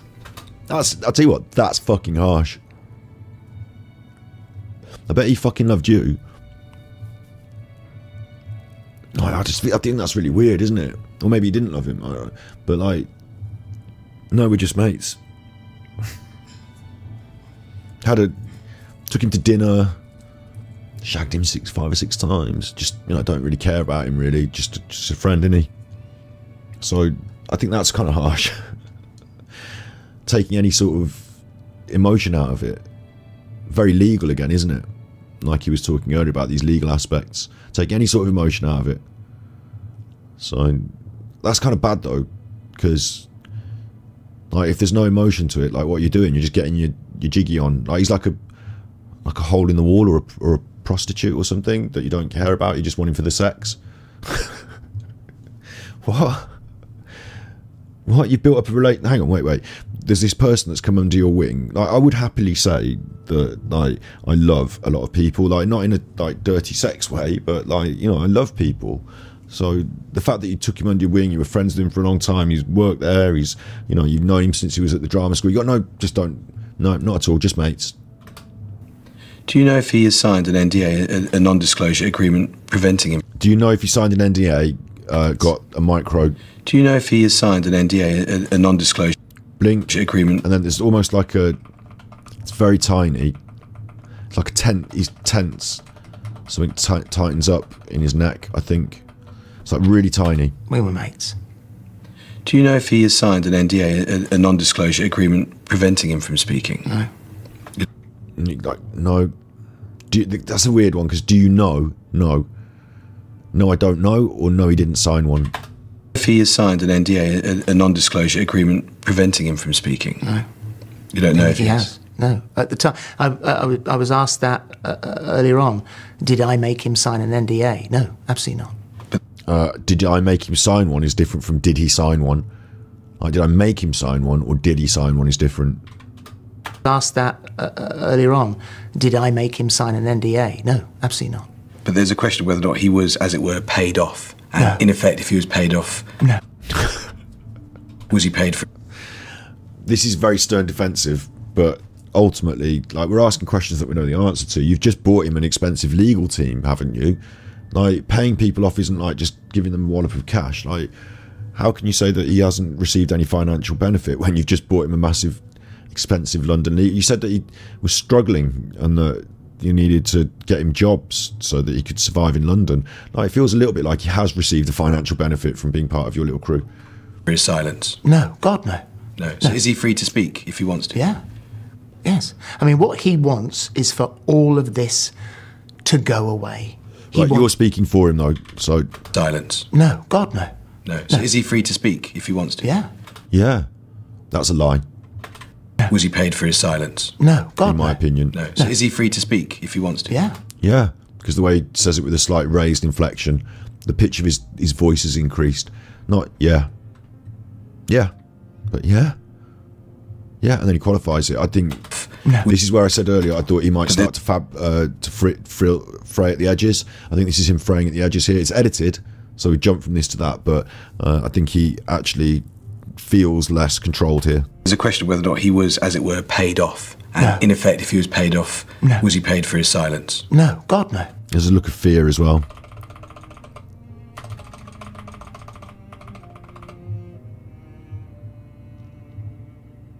Like shock and fear. I think that he expected this question maybe to come up, but not to be probed like this. God, no. No. So is he free to speak if he wants to? Yeah. Yeah. Yes. I mean, Almost threatening in a way, yeah, but he's not going to. what he wants is for all of this to go away. He wants a quiet life. He didn't want any of this to happen in the first place. Any of this to happen. I thought you said he was consensual. I thought he wanted some of it to happen, like the sex part. Maybe not the conflagration afterwards, but... He wants a quiet life. He didn't want any of this to happen in the first place. Right, he didn't want any of this to happen in the first place. Bad. He wants a quiet life.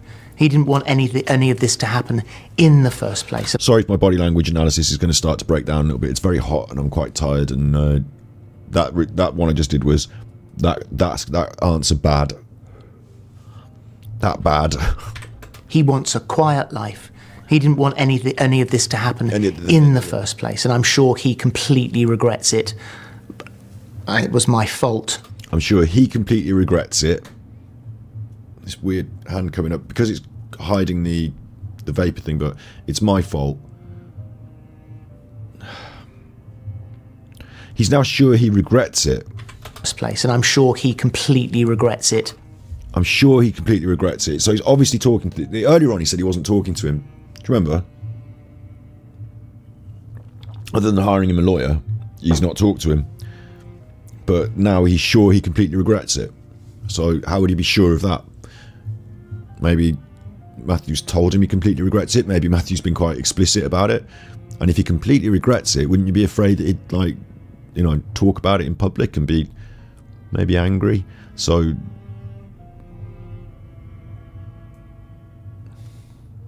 yeah, I'm not... This all doesn't... What I would look for is everything to make sense together. But he's now saying things that make the things he said earlier not make as much sense. Didn't want any of this to happen in the first place, and I'm sure he completely regrets it. It was my fault, so he has nothing to regret because it was my fault. Has there... So he qualified that at the end. It was in the first place, and I'm sure he completely regrets it. It was my fault, so he has nothing to regret. And that it was my fault, so he has nothing to regret, is almost, again, like this legal administration aspect of it, rather than the truth of what's going on underneath. Like, that was the narrative that, sorry, it's my fault, he's got nothing to regret. Sorry I said that he regrets it, I didn't mean that. I mean, he's got nothing to regret. So I'd slip up there.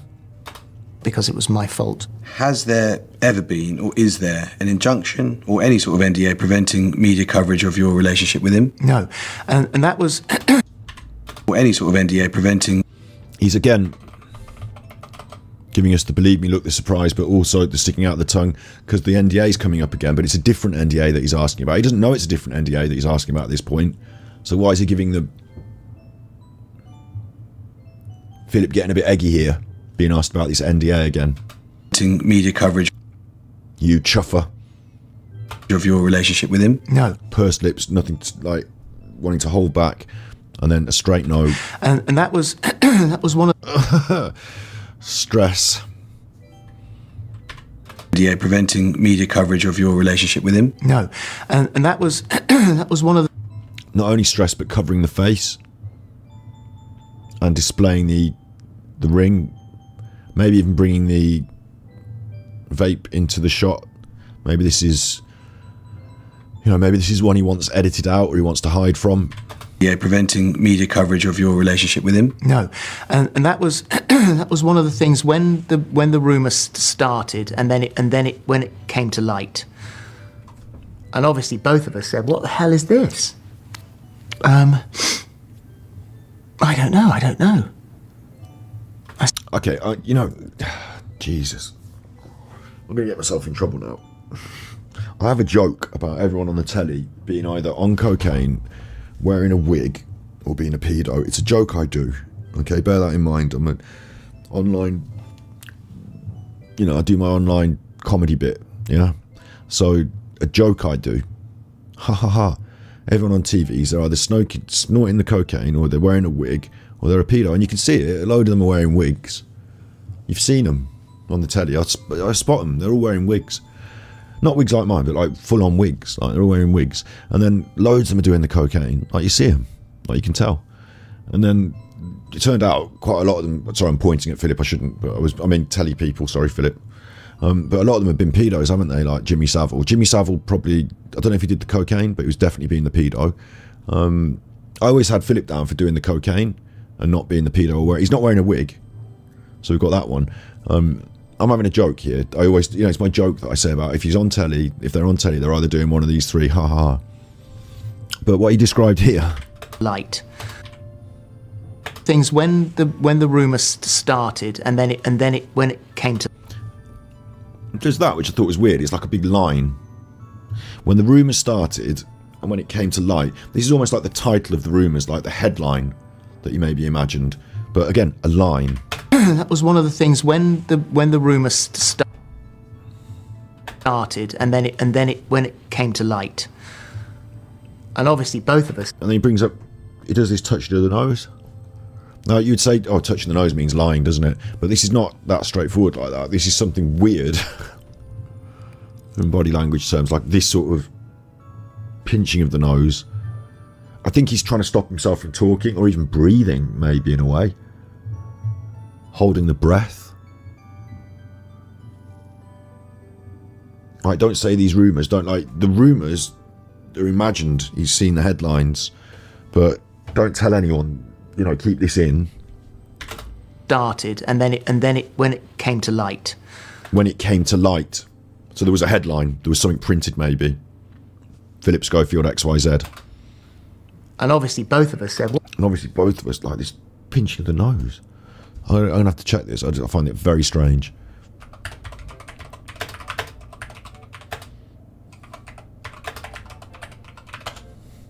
It's like a bad smell. Frustrated or negative. They're thinking about it deeply. Not the bridge of the nose, though. No, not the bridge of the nose.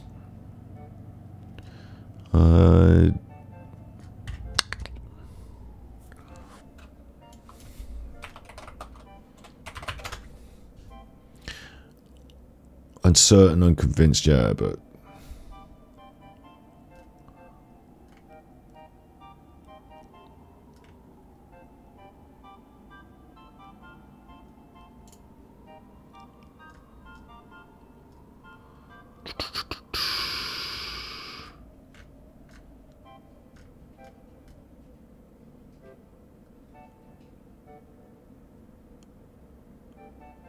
Read in clusters and context, yeah, fair enough. They're saying the nose expands with blood during lying, the Pinocchio effect.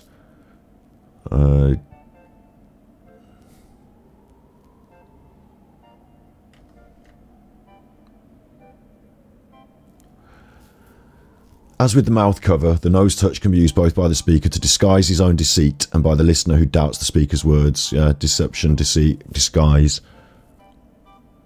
An itch is usually an isolated, repetitive gesture and is incongruent and out of context with the conversation. Yeah, so like, when I'm on stream and I'm itching my nose, like I get a tickle sometimes and I'm scratching at my nose a lot. That's not because I'm lying, it's because I've got a tickle on my nose and it's different from the rest of my body language. Here, like I said, you've got that covering of the mouth as well, almost like you're putting your hand over someone's face to suffocate them. So it's fitting in with that. He's definitely not got something he needs to wipe off his nose. And then when it came to light, and obviously both of us said, "What?" Both of us said, "What the hell is this? What the hell is this?"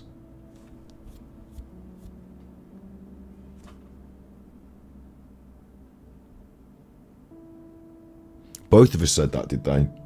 To each other at the same time, then, because you're talking to each other. You know.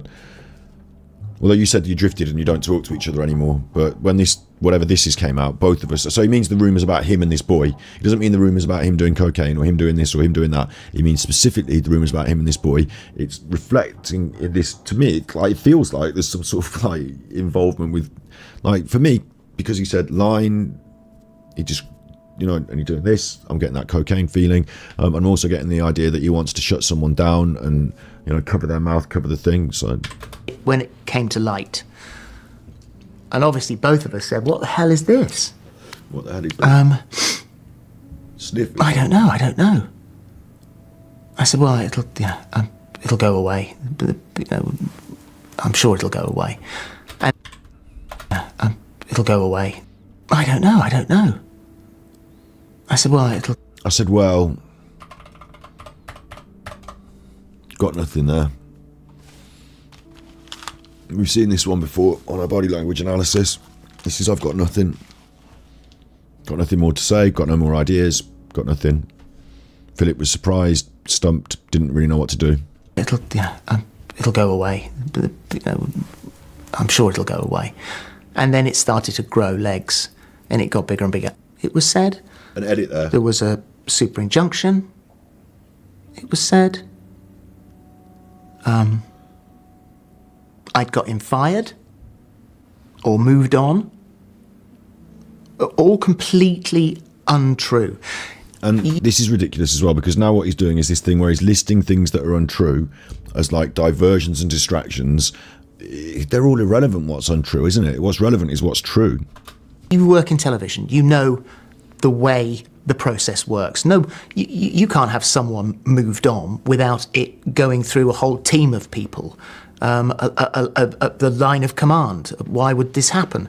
I actually spoke to him the night before, or texted, either the night before or the morning of I came. Yeah, so you spoke to him, did you? Why would this happen? I actually spoke to him. Yeah? The night before, or texted. Or texted. And you notice that... I actually spoke to him the night before. When he says that, and this shock and surprise of, he's surprising himself by revealing too much here, but it just drifts up into that construction part of his brain again. So he's self-editing here. He's self-editing while he's talking. I actually spoke to him the night before, or he did speak to him. I actually... He looks into his memory of something that actually, for real, happened. Spoke to him the night before. And then he looks up and constructs a different narrative. Or texted. So just caught yourself in in one statement again. Like Philip today has said things that counteract himself, like that contradict himself. I spoke to him. I texted him. We didn't speak. Definitely not. This is not good. Either the night before or the morning of, I came out and said, I'm going to come out tomorrow. And he said, oh my God, amazing. God, that's brave. Well done. I hope it goes okay. So what, he's shaking his head there while he said that. That's not all he said. My expectation would be, he probably said something like, are you going to tell them about me? Are you going to talk about us? Because, you know, you being gay and me having sex with you, they're kind of intertwined, aren't they? Like, I'm one of the reasons, aren't I the reason? Like, he probably said, I tell you what, I'm just like, this is me now, just me talking, so you can't, you know, do me for defamation or whatever. Where's my background music? You can't do me for defamation or whatever, because this is just my opinion, right? About someone off the telly or whatever, isn't it? You know, don't shut me down. But I think there's a possibility here that Phil, in some way, said to this boy, you are the reason I am gay. Like, I'm a straight man, but you're gay, and I, like maybe the boys come to him and said, I think I might be gay, or stuff like that, and Phil's like, well, I'd never had feelings like this before I met you, and stuff like that. You know, he's like giving him this sort of, it just feels to me because... God, that's brave. Well done. I hope it goes okay. So I hope it goes okay. It's brave. Like, does that mean that boy's already come out as well? Like, and the idea that they wouldn't have talked about this in terms of him implies to... Oh, it's such a weird one, this. Like, it implies to me that the boy feels that Philip's journey about being gay is not related to him. You know, go ahead, you know, hope that goes well for you. Like, whereas if you're in and part of the journey, you'd have more to say, and I feel like there was more said, so that's what I'm gleaning from that. Amazing. God, that's brave. Well done. I hope it goes okay. So, you know, he knew about that. He was never gonna out me. We were still mates. And I think at the time it was written that the Sun were going to out me. Well, he was never going to out me. We were still mates. He knew about that. He was never gonna out me. Like, he's angry at the idea. He was never gonna out me. Yeah, probably because he had a lot of like he feels very angry and confident about that, because of course, like, this boy would not have outed you, would he? Because he would put himself in he'd lose his job. You'll lose if you out me. You'll da da da. You know, and I believe he would have felt under threat about it, wouldn't he? So, no wonder. Like, it seems a bit weird to be so strongly contentious on that issue, so confident about that aspect of it. Makes me feel like, in some way, you are bullying him behind the scenes. Like, he would never conceive of saying something about Philip. No, why not? Because he loves you so much, probably, isn't it? We were still mates. Because you're mates, so of course he would never out you. And I think at the time it was written that the Sun were going to out me. Well, Or maybe he had the NDA over him. I don't know. A, they weren't, and B, that's illegal. What? The Sun weren't, and it's illegal. Is it? How would they have outed you? Just saying Philip Schofield's gay, probably. I suppose what he means is, if they printed Philip Schofield's gay with no evidence, then that would probably be... I don't know if it's illegal, is it? It might come under defamation if you wanted to go to court and prove it or whatever, but I don't know if it's illegal. So all of these things started to grow. It got bigger and it got bigger and it got bigger. It's been said that the Sun had a story. They were approached in, I think, November 2019 by the journalist Dan Wootton, who said he had the story that you were in a relationship with this young man, or had been in a relationship with this young man. And the Sun knew about it, but there's a claim now, which I want to invite you to address, that the Sun knew both things. They knew you were gay and they knew you'd had a relationship with this young man, but they decided not to do the story about you and the young man in return for the exclusive about you coming out. I was going to say, isn't it weird that the Sun had an interview with him after all this? If you've got all these problems with them and they're threatening to out you, that you would do the interview with them that we just watched, you know, we've already done as body language. Seems weird, that, doesn't it? So obviously there is something going on behind the scenes with you and the Sun, and your actions sort of prove it because you did exclusive interviews with them about this topic. So, oh God, no. No. No, no, no, no, no. No, no, no, no. Absolutely, no, no, categorically no, no, no, no, no, no, no. Absolutely, categorically, yes. Come on. What's I had a... In return for the exclusive about you coming out. Oh God, no. No. No, no, no, no, no. Absolutely categorically untrue. We had massive meetings about... I had a secret WhatsApp group... Whoa.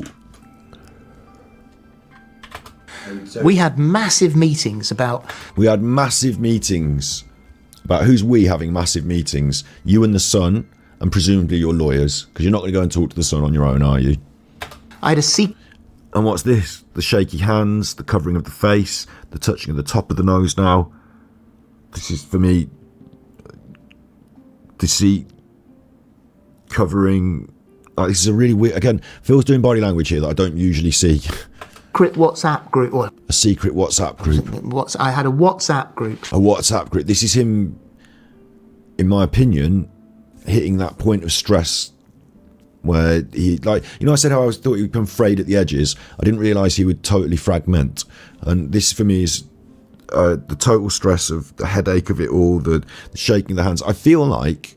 I mean, I suppose I'd underestimated this in a way. I feel like Philip is in some way close to a nervous breakdown, and this process has pushed him to that level, and that this is, again, probing those areas.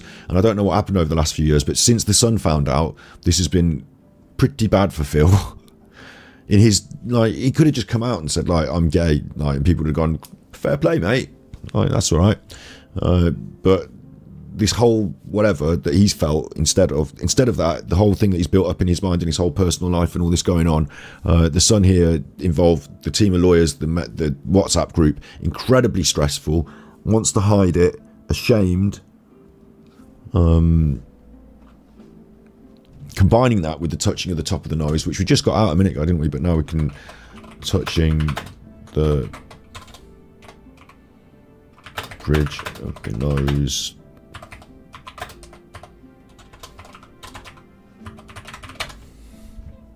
Great stress or anxiety, protection,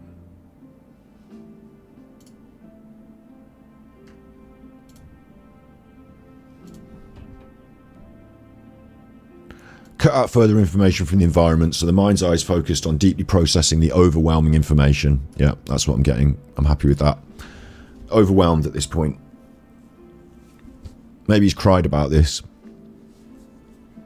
But it's combined with the deceit, the hiding, the secret WhatsApp group, which he shouldn't have revealed existed. So now it's not a secret WhatsApp group. It's just a WhatsApp group. And of course, it's now just a WhatsApp group because you just said it was secret. And now it's not secret. So now it's just a WhatsApp group. And all these conversations have been between lawyers, Philip, the son. I don't think Matthew, the boy, has been involved because, as Philip said, he's hired him his own lawyers. Probably the same fucking lawyers, isn't it? Because they're dealing with it. Matthew, don't worry, my lawyers are dealing with it, you know, rather than you have to have your own lawyers and worry about this. And the WhatsApp group, and maybe Matthew's even in the WhatsApp group as well, or seeing it, or I don't know, but that WhatsApp group would be interesting, wouldn't it? That secret WhatsApp group. Meetings about, I had a secret WhatsApp group, or I had a WhatsApp group called The Event, of which there were a handful of people, my management, the closest management, lawyers, me, and a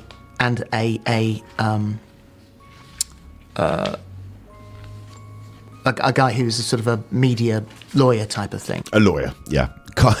Jesus Christ. What was he going to say instead?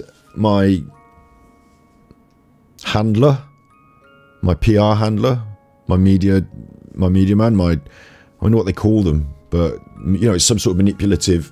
He had his management involved as well. So this WhatsApp group, obviously Philip's got managers. When he says managers, I presume he means like agent managers, you know, people who work in the higher echelon of the A&R in the television, you know, the people who make the decisions about who gets what job.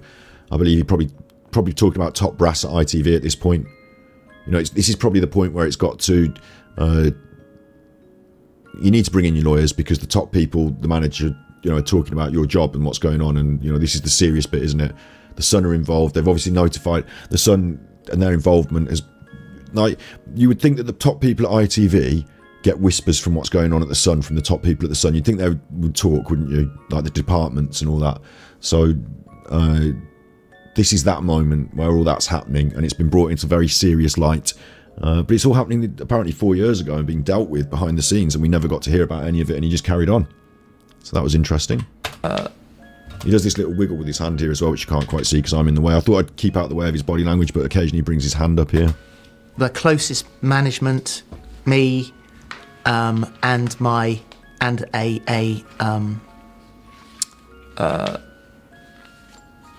guy who's a sort of a media lawyer type of thing, trying to figure out the most elegant way to do this. Holly and I had lunch. What do you mean the most elegant way to do this? You're about to be publicly outed by the Sun, so you got together as a team and decided the most elegant way to tell the story of Philip is gay and is knocking on one of the runners. Elegant.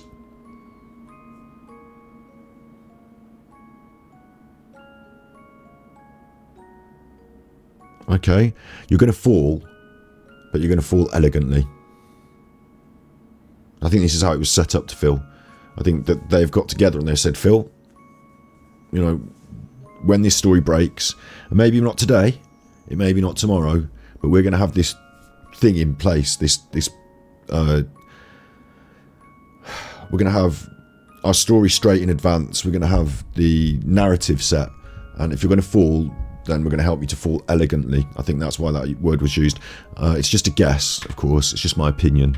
Sort of a media lawyer type of thing, trying to figure out the most elegant way to do this. Holly and I had lunch, and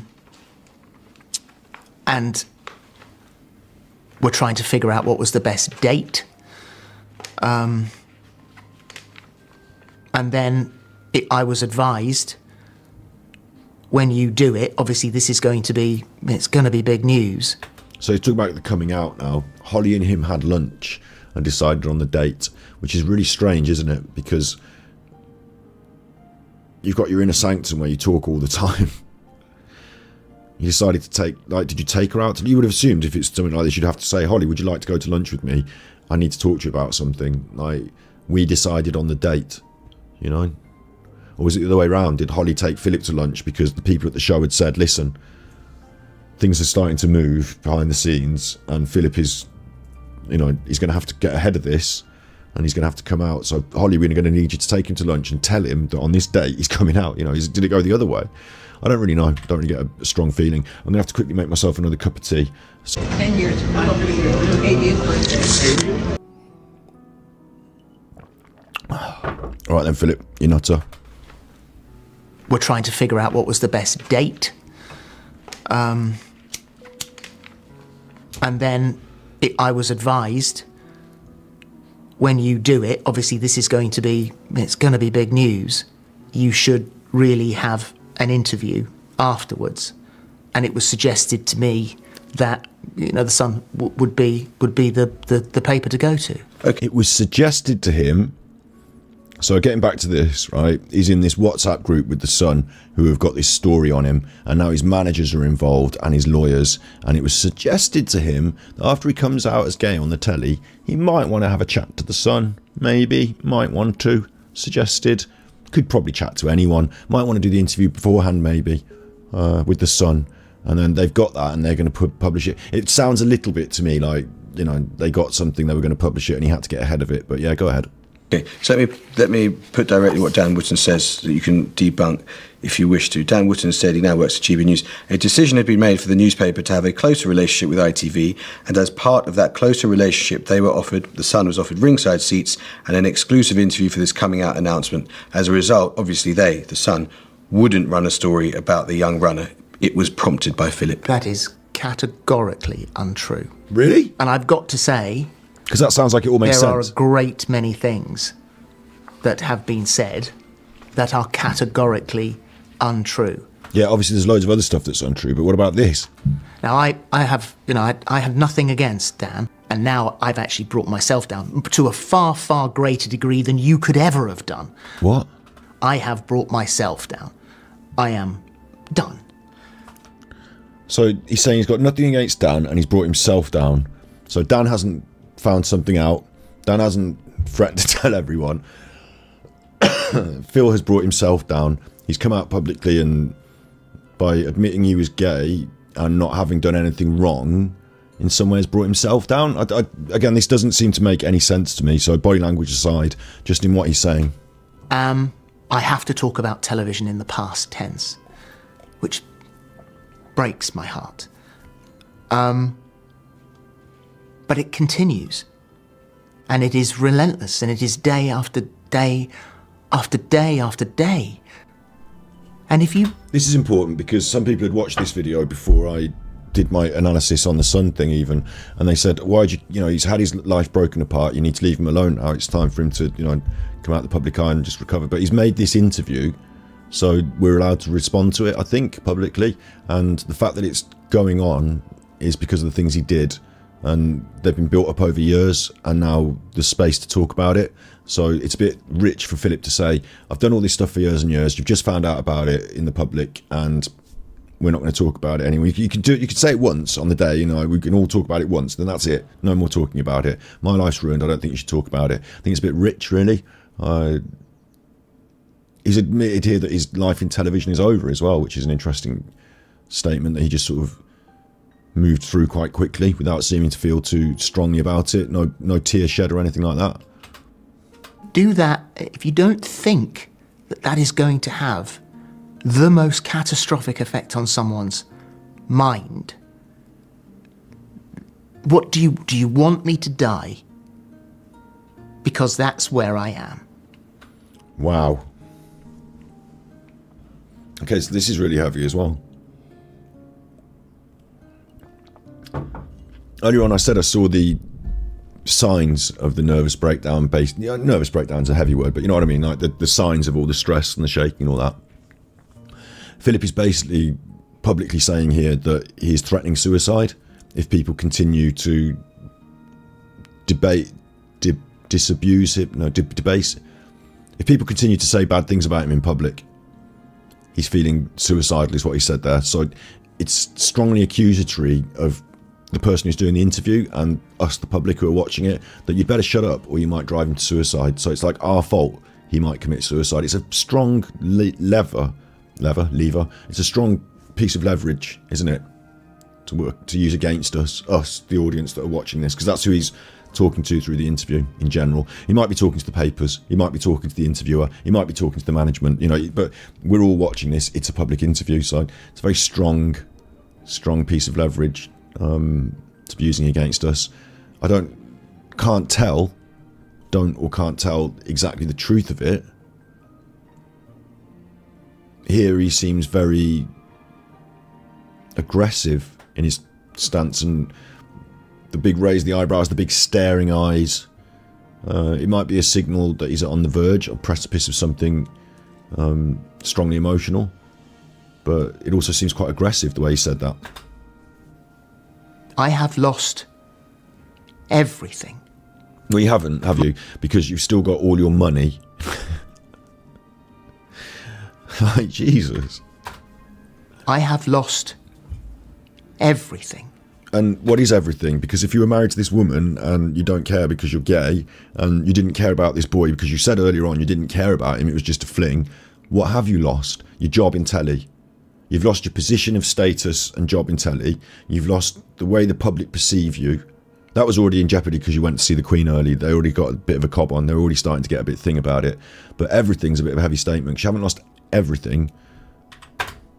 But now you're the victim. I have lost everything. My girls saved my life. So you haven't lost them?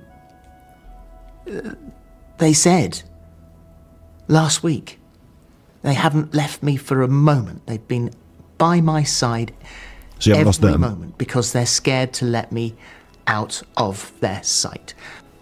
What is that like for daughters to have to go through something like that? So again, he's basically alluding to the fact that he's been through a mental health struggle, which has included suicidal ideation. He's alluding to it. It's a strange place to allude to it at this point, and it's a strange way to talk about it. I'm not going to disagree with him, though. If people feel like that, like, you know, they deserve help. It doesn't matter what they've been through, I believe. Do I believe that? Hang on, what I'm saying now. Like, you know, obviously bad criminals that have done the bad crimes, like, maybe we have less sympathy for them, but I suppose humans deserve help, sympathy and respect, maybe not, but help for stuff like that. Like, I'll just quickly pop that up there, you know, the Samaritan's number to call if you're feeling in crisis or whatever. But it worries me a little that the way it's been presented in this way, from the person who is media trained, from the person who has had media managers, from the person who's got a media lawyer on side, and from the person who's trying to do damage control over their reputation, is, as Starray says in chat, it feels like emotional manipulation, because he's levering his daughters in here. He's levering this as a... It didn't come... It's the way it came and how he's saying it that feels to me like emotional manipulation, yeah? And the fact that he started it in a confrontational stance with his body language, I felt... you know, I'll be honest, like, I'm being more reactive to his language here than reading a lot of his body language, because I think it's a bit more surface with a lot of this, but... And they said to me, don't you dare do this on our watch. We're supposed to be looking after you, and if my girls hadn't been there, I wouldn't be here, because I don't see a future. And so how much do you want a man to take? And are you truly only happy when he's dead? And this is how Caroline Flack felt. Wow. So I'm going to say something that everyone's going to hate me for, but didn't Caroline Flack use loads of cocaine? Like, I'm not dissing her because she's dead, yeah, or anything like that. You know, I'm not having a pop at her, but I'm just saying, like, wasn't it that a friend was round and then popped out to go and get some more cocaine or something? I might be wrong on that, like, but I thought that she had a problem battling cocaine, like, and she had all this other stuff, the online and the bullying or whatever. You know, I don't know loads about it, but I believe that she had that. How do you know how she felt, and how are you in the same position? Like, bit rich, unless you are knowing more about how Caroline felt and you are in the same position. So the options here are Philly's going through the same sort of thing as she was and knows more deeply about that, because like, cocaine addiction's hard, isn't it, to deal with and stuff. So is he dealing with that same thing as well? Like, anyway, there's that, and then there's the use again of the emotional lever of Caroline Flack, which feels like a media like, it's hard to talk because we're talking about somebody else that committed suicide here, aren't we? But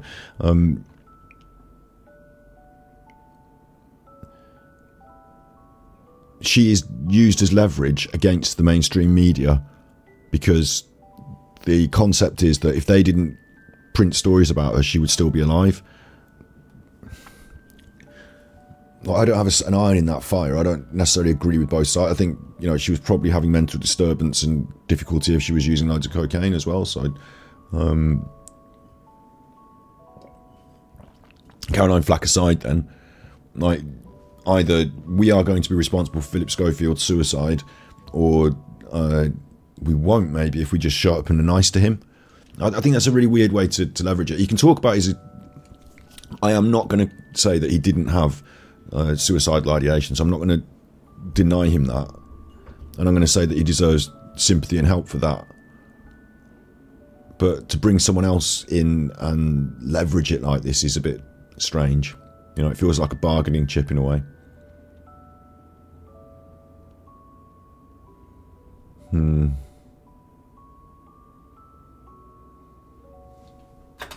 it didn't stop. And I know I've done something wrong. I know I've done something wrong. I've owned up to doing something wrong.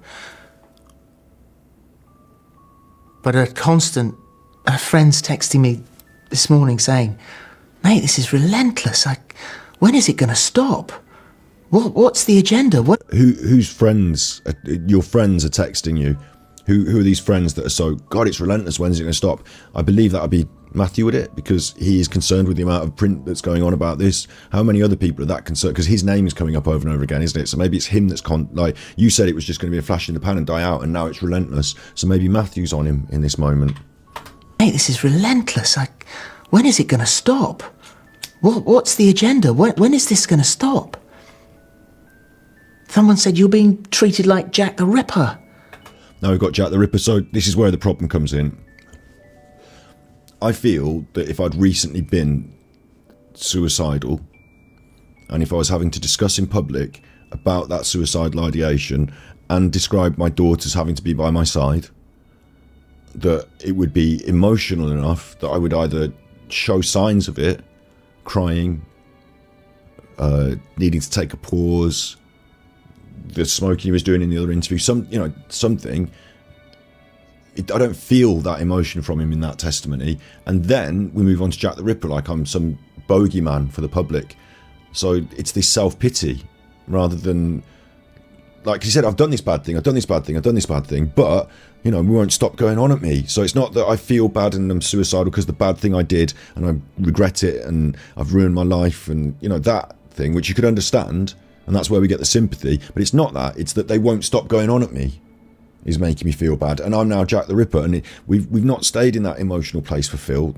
Like, we've managed to move through it very quickly. So I wonder how deeply emotionally scarred. I mean, I won't argue that this sort of thing happening in his life, whether he's a good chuffer or a bad chuffer, can make him feel really bad. Like, I won't argue that. And I imagine the people around him would probably say, no, he definitely felt suicidal and he's probably on some sort of medication now or something. Maybe it's that. But my problem with it is the way it's been used in this interview, in this moment, for leverage, and that he's not...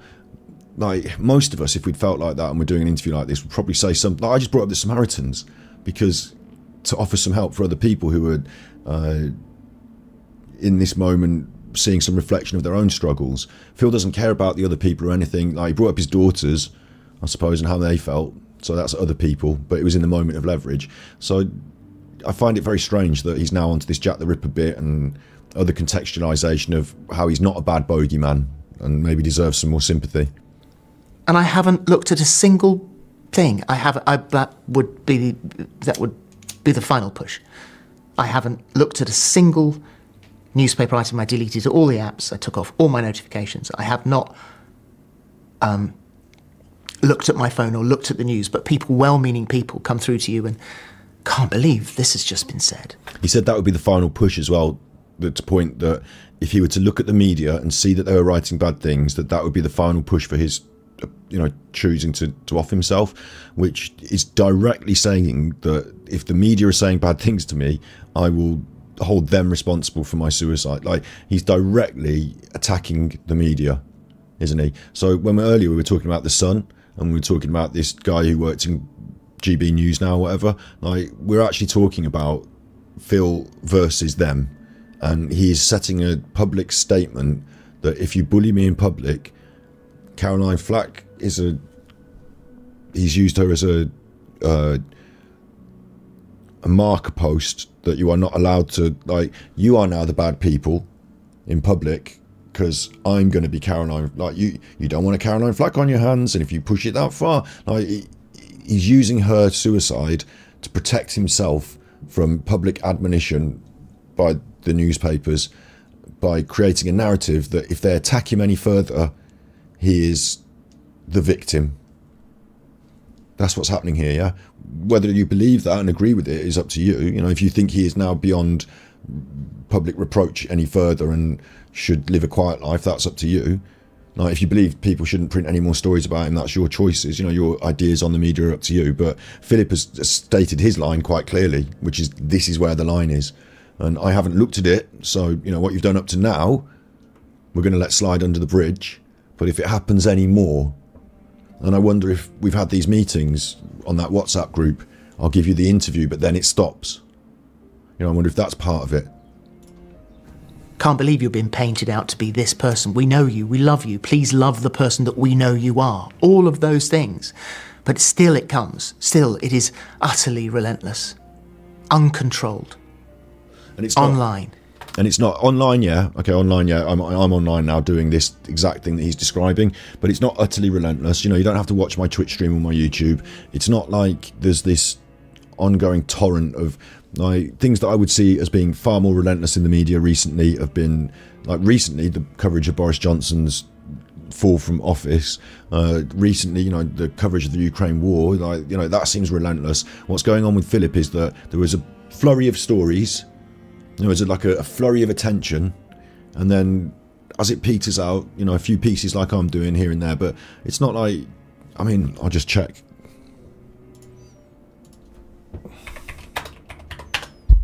Just check. Cookie settings, reject all. We're talking about the Nottingham murders there. We've got the UK news is family torn apart, world news shark horror, Robbie Williams, Boris Johnson. I'm not seeing any mention of Philip Schofield here, so I'm not seeing this relentless coverage that he's discussing. Maybe that's because it's the Sun and he's made the deal with them that they should stop. But maybe it has been relentless up until the point, you know, but I'm not seeing that, and I don't know if you are either. Why is all this coming out now, Philip? What was the catalyst? What changed? It got too big. The lie got too big for both of us. It just got enormous. It was growing and growing and growing. This seems ridiculous. The lie that he's gay, or the lie that he had this thing with the boy, because neither of those things were growing and growing and growing. In fact, he described the relationship with the boy as having petered out, drifted apart. The Bron Vixen's talking about Caroline Flack had mental health problems. Yeah, I agree. Like, and I wasn't just like being flippant about her cocaine use. You know, I wasn't saying she did a load of cocaine and then killed herself. Like, that's not what I'm saying. But what I am saying is that that mental health background and the, you know, substance abuse problem, which many people with mental health, like, I smoke weed, like, you know, many people with mental health problems rely on substances in different ways. That was a cocktail for disaster. Whereas either Philip is in that same situation and can relate to that, you know, maybe he is doing other things behind the scenes and has got this history of mental health problems, or maybe he's not. You know what I meant. Okay, that's cool. I just didn't want people to, you know, in the audience that watch later to pick up the wrong message from that. Although I could be flippant about things. But yeah, so and it crossed over from online to mainstream news, and that had to stop for his mental health. It had to stop. ITV's position is that No, what he's saying is, what he's just said there is that because Matthew felt bad because these stories started coming out in the mainstream news, because the Sun had got a hold of it, then he had to stop it. Philip had to come out and get ahead of the story, and for Matthew's sake, stop it. But I don't really feel that it was for his sake that he did it. I feel personally that it was for his own sake that he did it. That's my feeling on it. That's my opinion. I can't, you know, I should. Body language is thing here, shouldn't I? Mainstream news. And that had to stop for That has to stop rather than had to stop. mainstream news. And that has to stop. Like, he wants this, doing these interviews now is the bargaining chip to make it stop. Had to stop for his mental health. This other person, as an add-on at the end that he just thought up. Yeah, I don't think so. health. It had to stop. ITV's position is that they've only put out one statement about all this. They say they investigated allegations of an improper relationship, and they were told by both you and the young man that there was no relationship. In retrospect, was that investigation a sham? Because this is, look, tilted chin, head back. We've had a break. At that moment, from this stress, position for his mental health, it had to stop. He's scratching his face there as well with the stress and the shaking hand covering the face.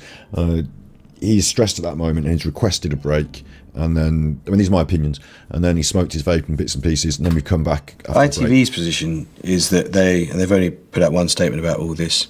Because his body language has sort of changed. They say they investigated allegations of an improper relationship, and they were told by both you and the young... He's a lot more relaxed. He tilts his head back. They investigated allegations. The head gets tilted back. So I'm saying that he feels confident about this, probably because the lawyers have been involved. You know, this is not one of those where you're going to get secrets all of a sudden said on the television. The lawyers have definitely been involved. The investigation, how much can be said and what's going to be said. You know, he knows all about this. He's covered this, so to speak.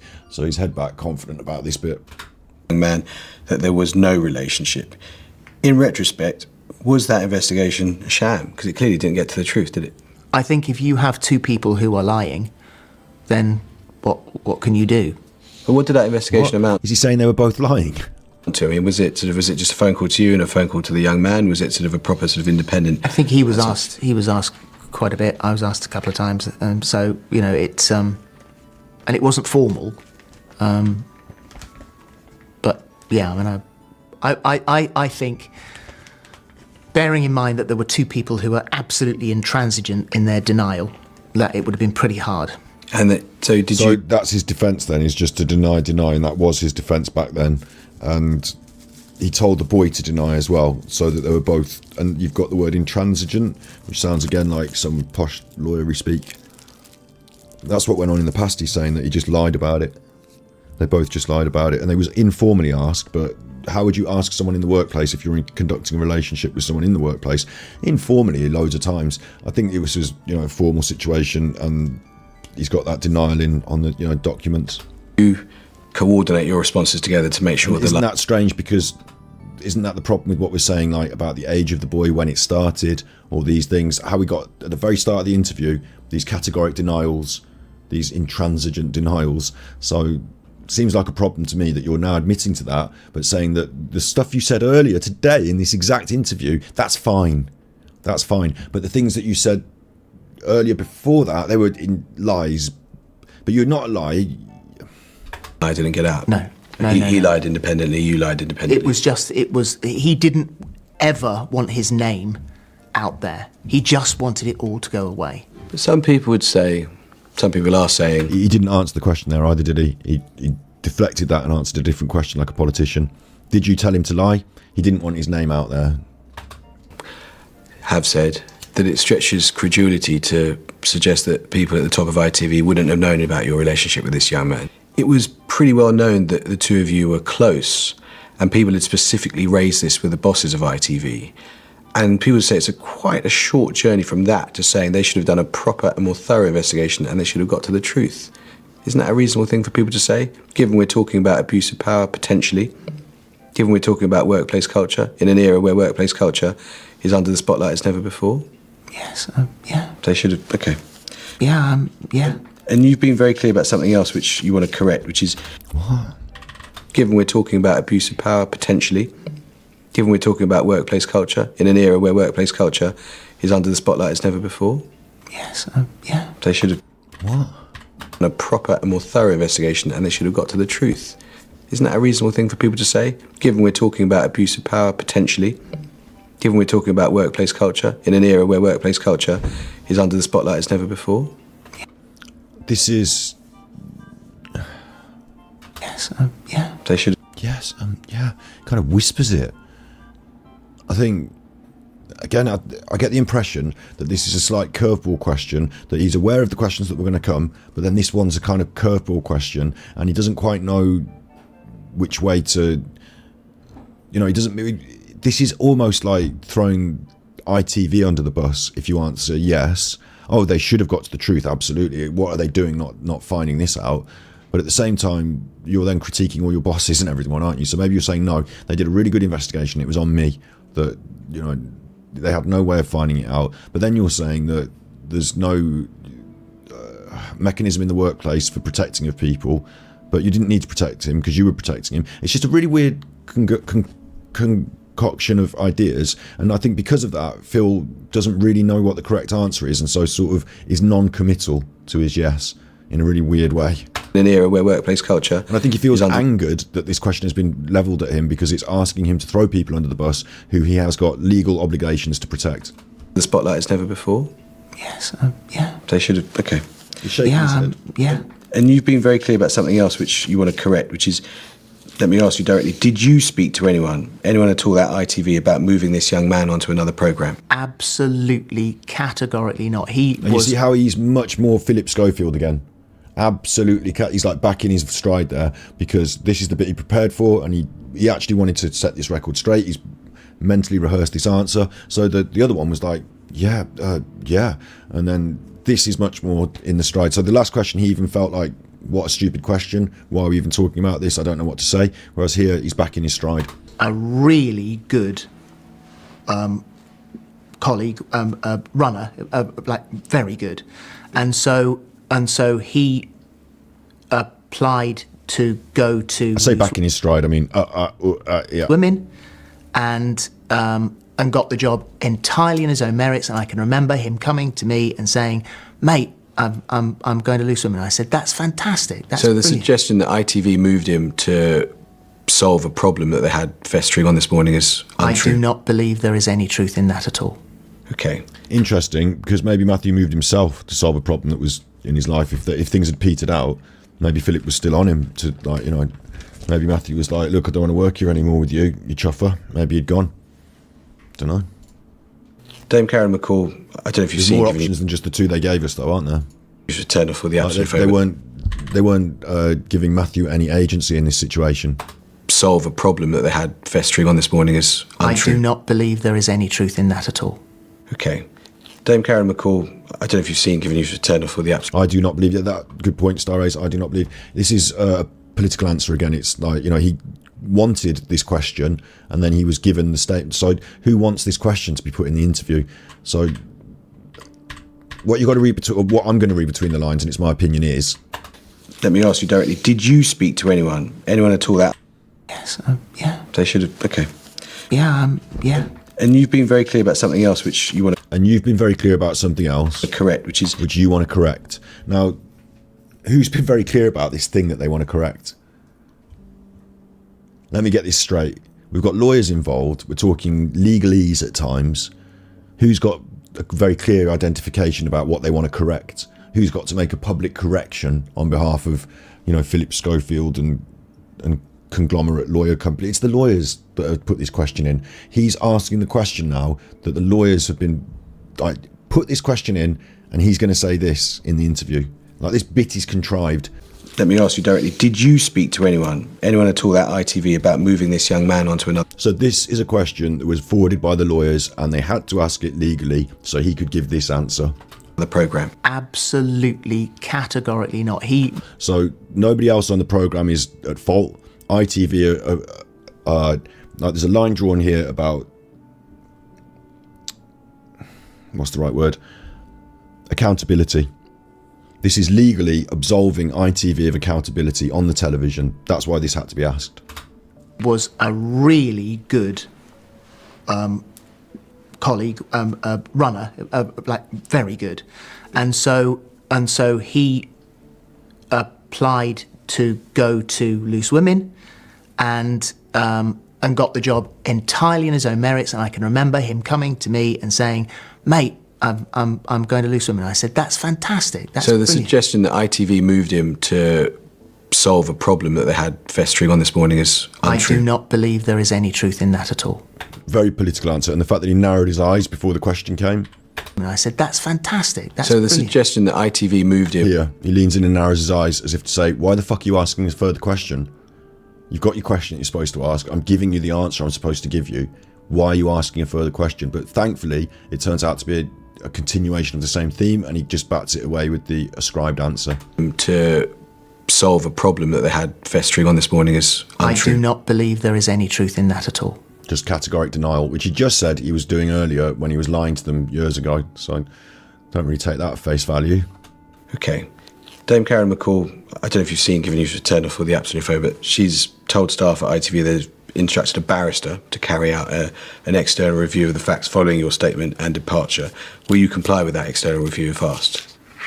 Yeah, yes. Okay. So again, shocked this one, surprised him, hasn't thought through what he's going to do about this, but he's now having to give a public answer. And the correct answer is yes. You can't lie here and say, no, you're going to be under oath, aren't you, and required to in these cases. So the correct answer is yes. Do you want to? It's a different question. But yeah, I don't know about this one. You know, again, yes, we're going to have to see. The inquiry apparently, you know, exists now, and I can look into it, but don't know how much appetite I have for it, but we'll see. When in February 2020 ITV investigated whether you were having a relationship, They did get a small when in stick out of the tongue again. You know, this is a repeating theme now, sticking out of the tongue. February 20 After he's given a categoric denial. So I would say that's now a tell. Like, I'm seeing it repeatedly. After the categoric denials, he sticks out his tongue.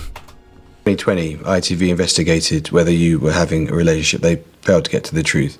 When Dr. Ranj Singh, who's a regular guest on the show for many, many years, made a complaint, a formal complaint, to the bosses of ITV about toxicity on this morning, which I know we should discuss, they appointed an external independent advisor to do a review who found, and I quote, no evidence of bullying and discrimination.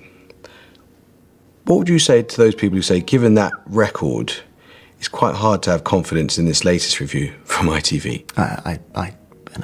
You just hope that it will be thorough. And I will also point out that He's about to throw this doctor under the bus. Big ups to Sleep, Chance to Dream. Hi, how you doing? I'm feeling hot and tired now as we come into the last 20 minutes or so of this Phillip Schofield body language react that I can't see me editing, even though I want to throw it up on the internet. So I might just throw it up on the internet entire. It's like a big, you know, VOD on. I might see how they handle that on the mainstream, on the Ganji Kid stream, Super Chuffer stream. See how they handle that. Although I've done loads of stuff that I said I wanted to edit out all the way along, and they'll think it's funny because they'll be watching this now and think this isn't funny. It's annoying me. I wish you'd just get on with the Phillip Schofield body language reacts. Listen, in the real world, I'm hot, I'm tired, and I feel a bit. So just deal with it. I don't know. He's going to throw this. The reason I said he's going to throw the doctor under the bus is because there's this concept that the doctor has caused trouble for them by whistleblowing, but they're going to say that the doctor is angry because he wasn't able to come back on the show. He was not booked any further, and I don't know who booked him, and I don't know who didn't book him or made him cross, but somebody's made him cross, and he's just acting out of turn. And I will also point out that I don't know. Some people perhaps may be toxic and see toxicity everywhere because that's the lens that they're looking at the world. So the doctor's toxic. There is no toxicity. There is no bullying. There is no discrimination at this morning. That's what all the legal things say. Yeah. You said, and you said... Category. That's a categoric denial. Someone in chat said about...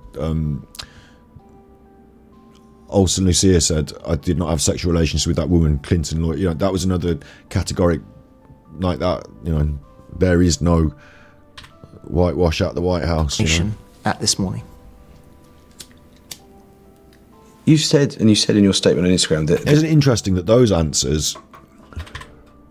Toxicity everywhere because that's the lens that they're looking at the world. There is no toxicity. There is no bullying. There is no discrimination at this morning. Those answers are exactly what we hoped we'd hear when he was giving the answers about all the other stuff. Very clear, very straightforward, very concise, confidently delivered. We didn't get that with all the other stuff. Is that to say there is no bullying and toxicity this morning? Absolutely not. Absolutely not. It means this is an answer that he has prepared in media terms they've told him, you are going on this interview and you are saying there is no bullying at This Morning. That's why he's so clear, and he doesn't have anything else to elaborate on, because in his mind he hasn't got all this experience and thoughts and stuff. He's just got the straight script to say, so there's no more elaboration. But in another way, I would have expected this about the truthful answers, the denials earlier. That why the reason is because if someone's telling the truth, then they just say it and then it's it. But if it's a lie, you have to put all this other language around it to try and make it seem more believable, and you repeat it, and like this is much more consistent with the truth, the way he's delivered the answer. But it does, strangely, despite that, it doesn't fill me full of confidence that it is the truth. You said in your statement on Instagram that there is no toxicity at This Morning, and it's clear. You said on your statement on Instagram that there's no toxicity. So Philip's there writing his own Instagram posts just out of the blue about this very serious matter, of which legally he's obliged, and there's lawyers involved, and he's got his management on the WhatsApp, and he has written his own Instagram post, and that's what his thoughts are, just out of the blue. Just thought I'd write a little tweet that might ruin my life, or, you know, put me in legal trouble with the contract I've signed with This Morning, or, you know, whatever. No, come off it. The lawyer's written that, and that's the statement that needed to go out publicly, and here we're having it reiterated publicly by request of the lawyers.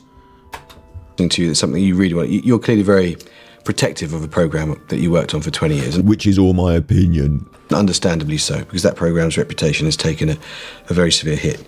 If there is no toxicity at This Morning, why would Dr. Ranj Singh have felt compelled to make a formal complaint at the highest levels of ITV about some particular individual's behaviour, and as he described it, the environment at This Morning? Why would former staffers be contacting Eamon Holmes, who I know is not running to be president of your fan club at the moment, but why would former staffers be contacting him to say that they signed non-disclosure agreements to, and I quote, cover up the bullying and power abuse? I mean, that sounds pretty toxic. I mean, I am obviously unaware of any of that. I mean, all of that goes on elsewhere. All I see is angry people shouting about a show they're not on anymore. So, oh, there we go. I told you. I told you he was going to throw that doctor under the bus and say he's like, we're not having him on, and he's angry about it. That was his point there. However, cover up the bullying and power abuse. I mean, that sounds pretty... There's a bit of a stare going on here. A bit of a, you know, I think this follow-on question, he wasn't, like, the lawyers have said, you've got to answer this question, and he felt confident that he's doing that, and then all of a sudden we're on a different sort of question that he was thinking, haven't we just covered this? Why are you now probing further? Why are you making me look bad? Here comes the stare. Toxic. I mean, and then the thing that annoys me here is the prepared response is now coming, and I think this is like the chess game again. Believe me, look, I didn't know anything about this. If I don't know, if I haven't read it and I haven't heard it, you can't get me on it. So I'm just going to pretend that I don't know. It's like an abject denial, but it's different, isn't it? It's denial of even knowledge. I am obviously unaware. I am obviously unaware. That's what we're going to... You know, it feels again like a prepared answer, the way that Phil has been told, when this thing comes up, you can say that you can say that you're unaware. So say that you're unaware, no comment, you know. Of any of that. I mean, all of that goes on elsewhere. All I see is angry people shouting about a show they're not on anymore. And so people, why do you think... So he came up with plural there, he said people. So is it more people than the doctor? Or did you say that so that you could cushion the idea that it was one specific person and you're not pointing a finger legally at the doctor? Like, it's a very strange way of saying that. I think it's because there's more people. And he's talking about these other people that work there as well, isn't he? He was saying these other people have had the NDAs thrown at them. So if you come out against the programme and say that there is a toxic environment, then they shut you down with NDAs, and then they say, well, don't think it happened. Don't think it happened. You asked a moment ago what it is that people want to see. They're seeing you lose your job. They're watching you now suffer. My question here is, if the higher-ups at ITV are doing that, what they're doing it for is to protect either the reputation of ITV, the reputation of the show, or the reputation of Philip Schofield. I'm going to lump the show and ITV in together a little bit. They could, you know, say This Morning and its whole crew are in the bin, and ITV head office, we're not in the bin. Just This Morning and its whole crew, they're in the bin now. They've been bad chuffers. ITV head office, we're fine, right? But the public won't buy that, will they? To the public, This Morning is an ITV production. It's a flagship production. If This Morning goes down, ITV goes down with it. You know, they're like interlinked, in my opinion, for the public opinion. So I think that that cannot happen. Why would you protect Phillip Schofield? Like, because you're trying to protect your own reputation, maybe? Or because you are yourself. Like, the other question here that hangs over it is, are the other higher-ups in ITV also doing nefarious things and having other things shut down with NDAs? And, you know, is it a commonplace occurrence? And is this something that they, in some way, you know, were protecting one of their own? That was the other sort of question, isn't it? But I get the impression from this interview and the way it's being handled and the way that Phillip has been pushed around by the lawyers in a way to answer certain questions publicly, I think that it's more that they were protecting their reputation than any particular individuals higher up. But I don't know, you know, don't know. Why do you think lots of people do seem to have it in for you? Are you toxic to them? God, I hope not. I know I know what the issues are with two principal people who I wish, you know, I don't like toxicity. You said that. So that was cut off. That was edited off for some reason. He's stated there were two people who he said there's issues with. Earlier on he said he snapped at a producer. I'm thinking that Phil doesn't necessarily believe that he is toxic, but he hopes that he's not perceived this way, because there have been particular incidents where people could turn, you know, when it's on telly, right? You know, they talk about James Corden this way, don't they? You know, he's on the telly, but they say he's a chuffer. Why has this gone so quiet? He's on the telly, but they say he's a chuffer, and they're like, you know, he's mean to people and he has a pop at them and a bit of a diva, you know? Like, once a few things happen public, you're seen as that. It doesn't matter if you only once hit the runner with the script, like, get out of my face. You know, it doesn't matter if that happens once. That's it. Everyone's seen that moment on set and they're all like, fucking hell. Like, they remember that shit. Like, you know what I mean? So I find it really weird that he's like, oh, well, I'm not toxic at all, but there's one or two. There's two specific incidents of like extreme toxicity that I'm gonna just say were isolated instances. No one cares. It makes me wonder again about, I don't want Holly Willoughby to get eggy about this, but it makes me wonder again about their private sanctuary and this almost is this even playing? Come on. Yeah, it is, yeah. I wonder about their private sanctuary and this concept, like, that they're sort of in it together in this private sanctuary and they're a team against the production staff or hiding from the production staff in some way. You know, I wonder if there's a sort of air on this show of the production staff are having to deal with these difficult people, and these difficult people feel that they're having to deal with these difficult production staff. You know, because it would, in these circles, it does fall into that pattern sometimes, because you are either in front of the camera or behind it, and you know, you feel like you're part of a team here and a team there in a way, and they've got their special privileged treatment in their special room, and you're, you know, oh, did you hear he hit Sandra with the script? Or, do you know what I mean? Like, it could feel a bit like that. So I get the feeling from this that it is a bit like that, and that's a toxic environment that I'm describing.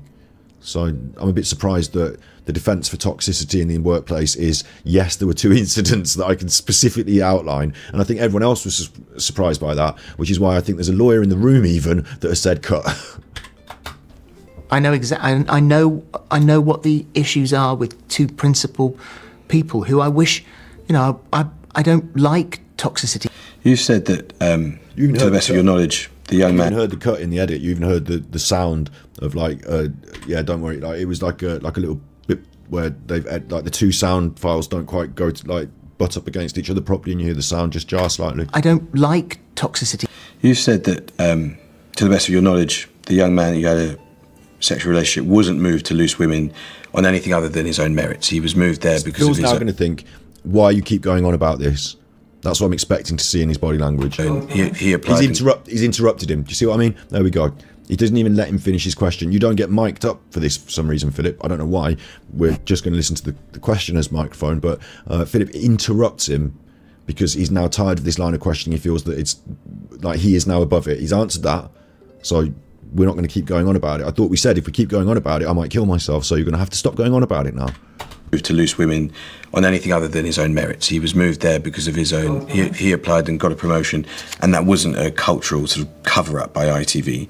You've also said that to the best of your knowledge, and that wasn't a cultural sort of cover-up by ITV. When he said cultural cover-up, Philip starts to tilt his head and furrow his brow. He applied and got a promotion, and that wasn't a cultural sort of cover-up by. Like, he's actually getting cross here that he keeps probing on this issue, and the interviewer Amol does quite a clever thing, which is he's just reading from his notes and, you know, going over things. So he's not directly in eye-to-eye confrontation. He's not being intimidated by Phil's stare and frown. But obviously Phil is not happy with this. By ITV. You've also said his jaw as well. Promotion, and that wasn't a cultural sort of cover-up by ITV. He tilts his head. And he clenches his jaw. He applied and got a promotion, and that wasn't a cultural sort of cover-up by ITV. You've also said that to the best of your knowledge, he hasn't been paid for his silence. He hasn't signed a non-disclosure agreement, or there hasn't been any sort of injunction for his silence. He hasn't signed a... Shock and surprise that you're bringing up that concept again. Don't say that. The paid bit. No. That would be an extreme problem, wouldn't it? Someone afraid of that concept coming up again.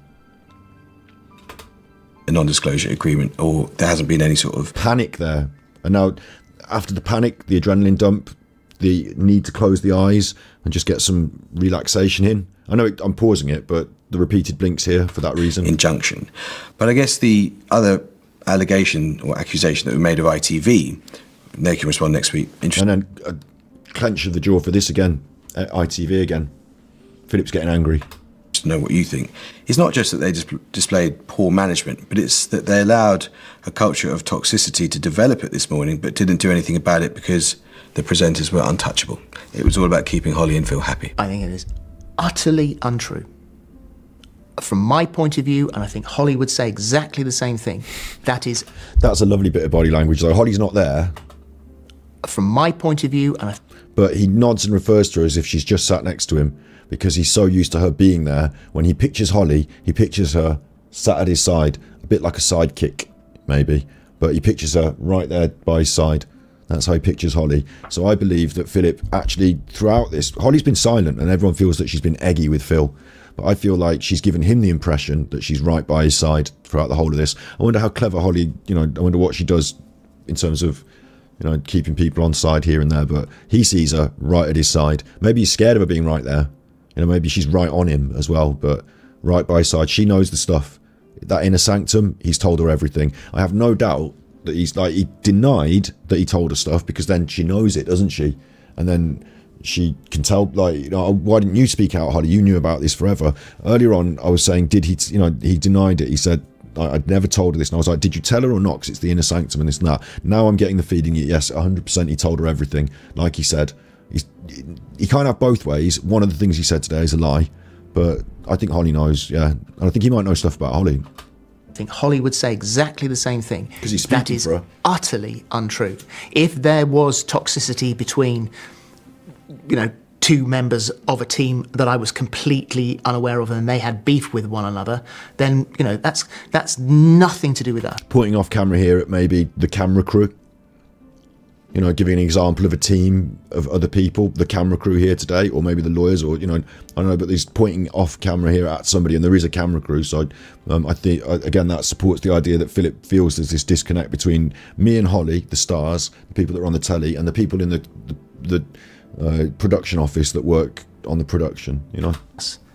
You know, the program that I love and the program that I left, I have never seen that from my position, or heard it, in fact. When did you last speak to Holly Willoughby? I WhatsApped her on the day that I put the statement up, and I said to her... Yeah, this is true. I know you... What he said, I don't know, but the fact that he spoke to her on the day, like WhatsApped her, yeah, his feelings are strong about this, and it's emotive for him. Can't reply, you're probably not allowed to, but please know that I am so desperately, desperately sorry. And the fact that you're probably not allowed to reply is really weird, isn't it? How on earth would he say, you're probably not allowed to reply to me in a WhatsApp message? He's on WhatsApp talking to the lawyers isn't he? Remember, he told us they've got this important meeting they do on the WhatsApp and it's really stressful. And then at some point he's decided to also WhatsApp Holly during probably one of these conversations, almost as if prompted. And it might be that lawyers have said, she's not going to reply to you, she's not allowed to. And he said, look, I need to tell her this and I want to say that. Can I not just say this? And they've said, right, well, send her this message, show us what you sent her. Right, okay, send that. And she's not going to reply to you because we're not having it. Like, why would you not be allowed to talk to Holly? Unless the other thing is that Holly said to him, don't talk to me. I don't want you to talk to me.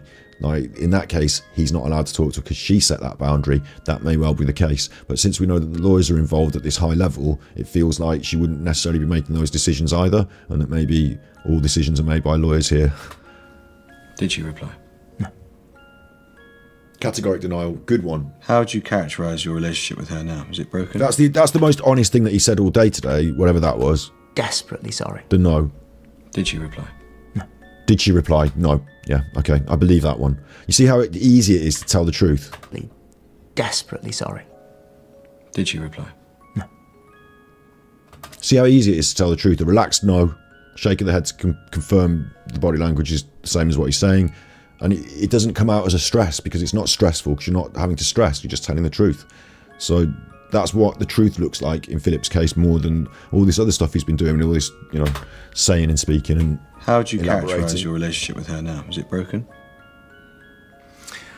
I adore Holly. I mean, I've always adored Holly. She's my TV sister. And I, from my point of view, sister. How would you characterise your relationship with her now? Is it broken? I adore Holly. I mean, I've always adored Holly. She's my TV sister. And I, from my point of view, no. I don't have a problem with Holly at all. What would you say to her, given that she's doubtless listening to you now? What would you say to her about, maybe publicly, that you said privately about how you'd like to apologise and your hopes for mending that relationship?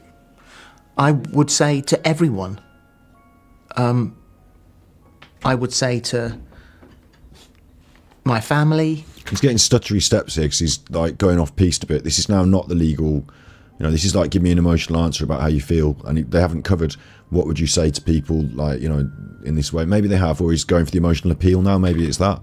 That you said privately about how you'd like to... The Holly stuff here. I don't have a problem with Holly at all. He doesn't have a problem with Holly at all. He's being honest, because why would he?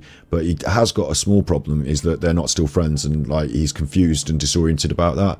You know, you'd hoped that she would have been on his side. Now he's worried that she might be about to feed him to the fish. So he's being very careful and tentative around the subject of Holly to create no offence and create no stir. What would you say to her, given that she's doubtless listening to you now? What would you say to her about, maybe publicly, that you said privately about how you'd like to apologise and your hopes for mending that relationship? I would say to everyone, I would say to... So he's moved it off the topic of Holly. My family, my friends, my work colleagues, the public, to ITV, to my management company, to everyone that I lied to. I am desperately, desperately sorry. But principally, I would like to apologise to him, because it may have been... To him? Now he's the victim now. Because in the Sun interview, you didn't mention it like that. It didn't go like that. And I was going to critique my own analysis. It's annoying me now. In my first analysis on the Sun interview, I mistakenly didn't say enough that he hasn't named the victim as the victim. But here we are saying sorry to everyone and the victim, finally, which is good, I suppose. But he asked specifically, how do you feel about mending your relationship with Holly? And he said, right, well, I need to apologise to everybody, and I have made my reputation bad, and da-da-da-da. So... Consensual, may have been fully legal, but I should... Reiterate that legal point. May have been consensual, may have been fully legal, but I shouldn't have allowed it to happen. And that was a grave, grave error on my part. And Repetition. I know that because of that, an absolutely innocent person is being persecuted. On one particular point of fact, Eamon Holmes has suggested that there were taxis from your apartment to the studio, which this young man used, and that those were probably paid for by ITV. Did he frequently get taxis from your studio? He didn't frequently come to my flat. He came to the flat once. To my recollection, he didn't stay over. He said he was passing and he was going to come in for a beer. So the idea that he regularly got taxis from your home to ITV studios... Utterly untrue. I wonder if they had a different location that they used to go to then, because he could quite convincingly say he is not getting regular taxis to my location, my house, but he could be getting regular taxis somewhere else. And also, I don't have an ITV car account. Presenters don't get that. No, you don't have an ITV car account. It doesn't mean you weren't getting taxis from that location to another location, though, does it? When you came out as gay, live on This Morning... So it was a weird categoric denial there, because it wasn't a categoric denial, was it? He said, no, but, and also this is a reason why, and this is a reason why. And those reasons why weren't reasons, really. Really weren't, you know. Eamon and his wife were there, as you say, they were kind, they hugged you, you hugged them. He now says he felt used. Was that all fake? He's angry. Philip is angry.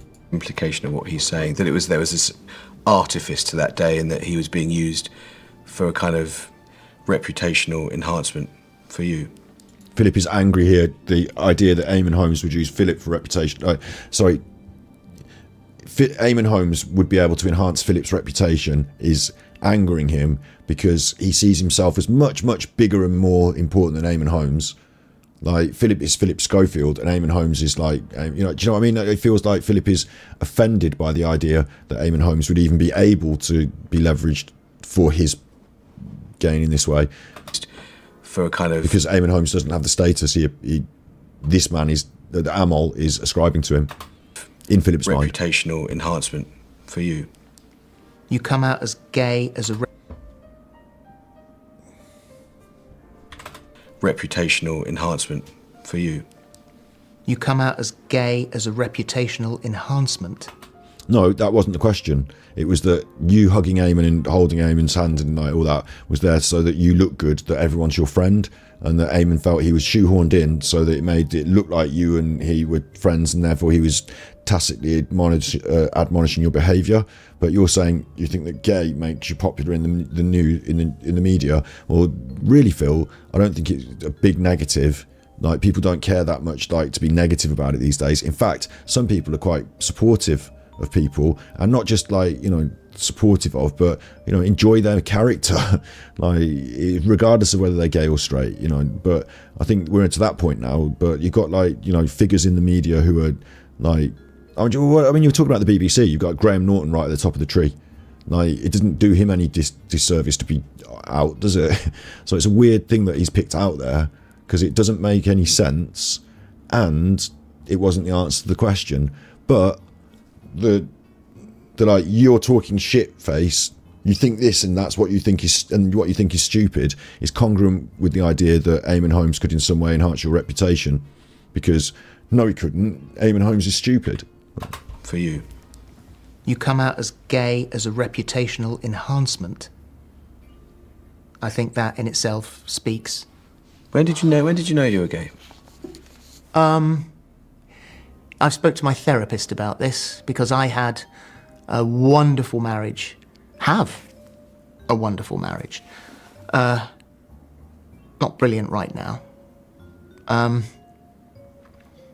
With an incredibly supportive wife and two beautiful children who had the most amazing time as a family. Us four is who we are. And something started to trip me up, and I couldn't figure out what it was. And my therapist has said, you can become aware. You were shagging that things boy. Change. Like, what do you mean? Something was tripping me up. I don't know what I was about. Wasn't he having sex with a young boy? Isn't that what it was? Isn't that when you spotted? Or did you have these, like, did you go to the therapist early doors because you were scared you might be having the feelings? And through talking with the therapist said, why don't you go and give him a snog in the workplace and see how it goes? I don't buy this. Things change. And over a period of time, it was a kernel, and it grew bigger and bigger and bigger and bigger. This was financial. over a period of time, it was a... This is financial. People do this when they're referring to money.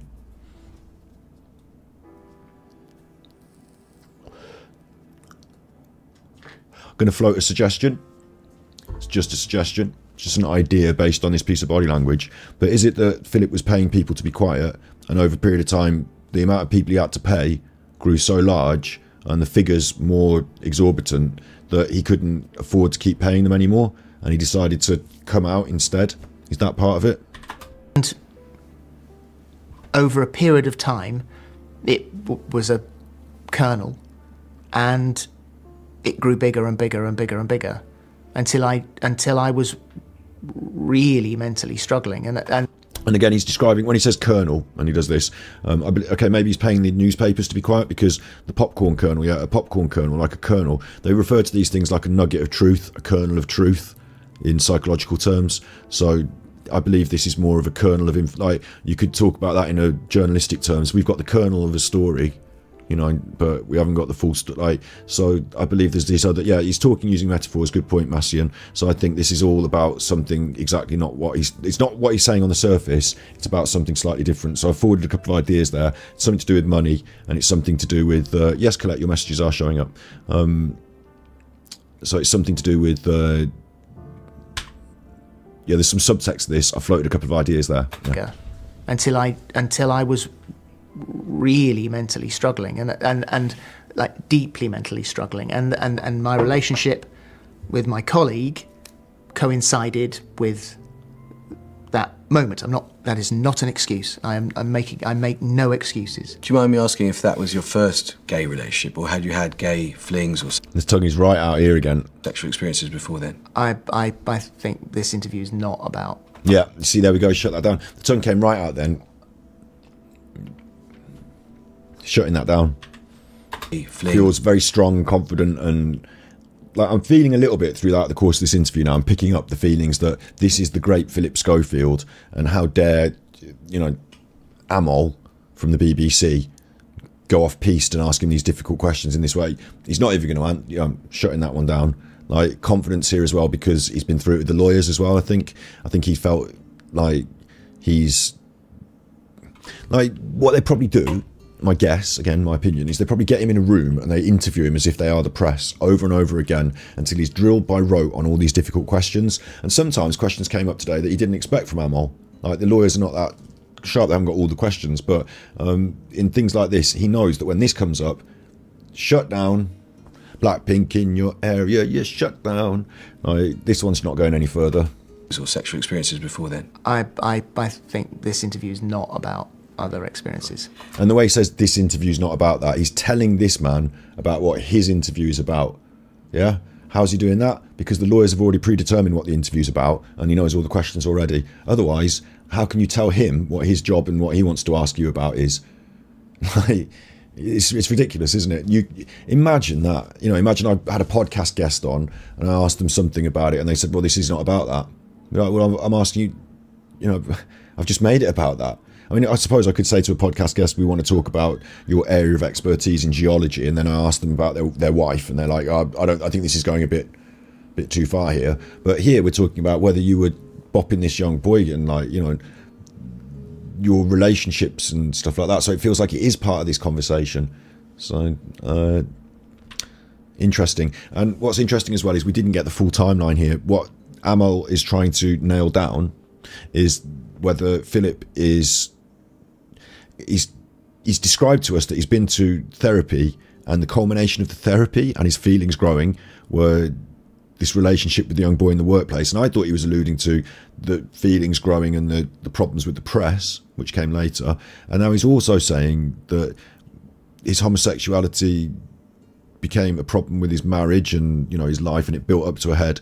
But he alluded earlier to the idea that it was this young boy and the kiss in the workplace which was his first experience. So if he has had further previous homosexual relationships, it undermines something that's underpinning his entire argument and not argument, but narrative, I would say. So it's an important question, isn't it, in that way? So to shut it down like this feels disingenuous, because you would, if I was Philip, I would say, well, we've just talked about all this.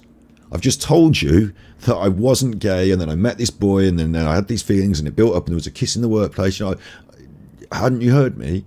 But instead he's like, shut down. So it feels a bit like maybe he should have answered that one, because now we're going to be left thinking the reason he didn't answer it is because it would undermine his entire argument. Do you mind me asking if that was your first gay relationship, or had you had gay flings or sexual experiences before then? I think this interview is not about other experiences. And it's obviously... Well, it wouldn't be about other experiences in the future, would it? After you've finished bopping him and you know who you're dating now, that's not a correct question. But the question he just asked was very relevant and pertinent, and Philip said he's not going to answer it, so I'm going to say that's difficult. One of the hardest things that anyone who's gay can go through. Why did you come out when you did? As you said, nobody forced your hand, but why did you come out on the sofa? Because well, what he's just said this whole interview, yeah, today, is that it built up, and that this Matthew was like getting stressed about the amount of talk there was in the media about it, that the Sun had got hold of the interview and he'd had a big conversation with the lawyers on a WhatsApp group, and then they decided, because he had to go and take Holly for a date to decide on the date, that it was going to be a certain date, and he's paying too many people, or he's not, there's no NDAs. There was a couple of NDAs. There's no NDAs, but there were some NDAs, and they were because those particular people were particularly toxic, and we're not toxic. That's the answer to the question, isn't it? Why did you come out when you did? As you said, nobody forced your hand, but why did you come out on the sofa? Because when it had got to the point where I weighed 9.5 stone. It was utterly torturing me. I couldn't sleep, I couldn't eat. And these are actually this is genuine, this bit, looking into his feelings, describing these things. He's asked him a question about why he's made this action, and instead of giving him the timeline that we've been through that I just said, you know, all that, he's now looking into his feelings and saying, like, how did I feel to accept this decision, to make this, like, the decision was forced for him, wasn't it, in a way, as Amal just pointed out, but how did he feel that he was going to say, okay, I'm going to say this on the telly? Like, what was in his feelings at that point? And he is saying that he's basically defeated by the process, that he emotionally and mentally and physically even has been demolished by the process of all this. Yeah, broken man, says Che and the cat. So, okay, you know, I can see that, yeah. You decided to give up, essentially, under the pressure of the lawyers, the managers, the potential of the public, the Sun. You decided to give up and fall gracefully. Like I said earlier, didn't I? The word elegant came out. Fall gracefully, elegantly, to control your own descent in this way. That was the decision then, yeah? And I wanted to be brave. I spoke through it with the family, who have all been incredible. Let's come to some closing thoughts. Do you feel, mindful as I am that you are very concerned about the welfare of one particular person, do you feel a victim? No, how he didn't say Matthew. I've been saying Matthew. I mean, it's out there, isn't it, Matthew? Big ups to Seek, Chance to Dream. Bless you, thanks. The idea that we're not saying this boy's name, again, is a legal one. That the interviewer wouldn't just say his name. It's legally ascribed, isn't it? So these parameters, this interview is not as good as the Sun one in a way. The Sun one was heavily edited and he was smoking that vape and stuff, and we got little clips and stuff, but we got a much more of an insight into some more real body language. Here, I feel that we're getting a far more, I want to say media trained performance, but it's not so much media trained as legally media trained performance from both of them now. Like, he's even choosing his words carefully in the questions. There is such a strong legal framework around this interview. I'm very concerned about the welfare of one particular person. Do you feel a victim in all this? No. I feel a victim of hate after the event. And I think probably that there'll be a lot of people watching this thinking, how dare you? It's interesting, isn't it, that do you feel a victim? No, I feel a victim of hate. Like, so if you don't feel a victim, then you might say, no, I wasn't the victim in this situation. I was the one in control. I should, you go back to being contrite. I should have done more to mitigate the circumstance. I should have maybe said to him, look, you do the running on that part of the studio, and I'm just going to talk to Holly over here and keep Holly around me, because I feel like, I'm not going to snog you in front of Holly, so maybe I hang out with Holly more, or, like, I don't know what I'm saying. Like, you would go over were you the victim? No. And then you'd feel more for the victim, wouldn't you? You'd talk more about other aspects of how either contrition or the victim. But instead, what he's doing is he's turning it back to him actually being the victim instead. Not the victim of this one particular thing, but I am a victim. I am a victim. So that's not good either, is it? Probably that meant. No. One particular person. Do you feel a victim in all this? Do you feel a victim in all this? No. No. I can talk about Matthew and how he feels a victim. I can talk about the people around that have been suffering because of it. No, not me though. I'm sorry. Like, my position here is the one that is contrite and sorry. Yeah. Whereas the answer from Philip is no. I feel a victim of hate after the event. And I think probably that there'll be a lot of people watching this thinking, how dare you? It would be easier for me to say, I don't feel like a victim. What I feel... The thing is, right, Jessica says in chat, I'll take this, right? She says, I don't feel I'm a hater. I do think there are many people that have done similar, but he's a pillar in his professional stature and level of power. Yeah, if it was legal, then I have no problem whatsoever, me personally. Behind closed doors, I get there's this position of power leverage, and people are going to say, oh, he was a young lad. And, but if it was legal, like if he's working at the place, like, and he's above the legal age, there is still, like, the reason we have these laws and these parameters in place is because that's the cut-off line, isn't it? So if you're a grown-up and you're making decisions, that's one thing. If you're not, and like, if it's not legal, and we looked at that other interview and kind of felt that it might not be, even though it's categorically denied here, that's the problem. And the hating, like, Philip's in this weird position where, like, he's going to use other people do this, don't like Alan the armchair detective uses mental health as a shield, and that's not his struggle, but he'll use someone else's. Like, you can say, because I'm gay people hate me. Oh, but it's not because you're gay. Like, no one gives a shit that you're gay. Like, be gay. Like, it's fine, suck as many cocks as you want. But depending on whether you're grooming them from an age of like 12 from a drama school, that's the problem. Don't suck those cocks, because that's going to get you in this trouble. So being the victim of hate is a strange facet, because it saying, like Jessica saying, I'm not a hater, I'm in two camps almost, aren't I, depending on what's the truth of his behaviour. But then also, I'm not in either camp either, because I don't really care that much to go around, like, I'm not the Philip Schofield hate crew. I'm just reacting to what he's done on an interview. It's in the news, people talk about it, but I'm not the Philip Schofield hate crew. I don't abuse him online or anything. Like, I'm not like doing tweets, Philip Schofield, you bastard nonce. Like, I'm not doing that. So I think maybe he has been subject to a bit more vitriol in that way. I don't know. I don't see it. But yeah, hate's a funny word, isn't it? And like, I agree with the position of power thing as well. It does make a different spin on it though, because like, we're talking about these elite echelons, aren't we? We're talking about elite celebrity status. The main one on the show, Philip Schofield, seen him all your life, grown up with him on the telly. He gets into this elite status. So there's a difference there, isn't there? So, especially when you're a runner on a show. So Cheyenne says, wasn't Matthew grooming him when he was 12? He's categorically denied it here legally, and apparently so is Matthew. But yeah, we looked at refer to my son interview for that one, because that was the one about noncery. Here I'm... It's raining again. I couldn't be happier. Swish! What Ian sent tippies. Love your analysis of these interviews. You have an intuitive gift. So glad you can share with us. Thanks. Super Chuffer owes 10 hugs. Thanks, I really appreciate it. I'm feeling right now incredibly hot. Oh man, I'm opening this door a bit. There's no peace from it, I guess. But it's sitting here in this room under the lights and stuff. This room is really heating up. I appreciate the 10 hugs. I'm going to try and push through to the end now.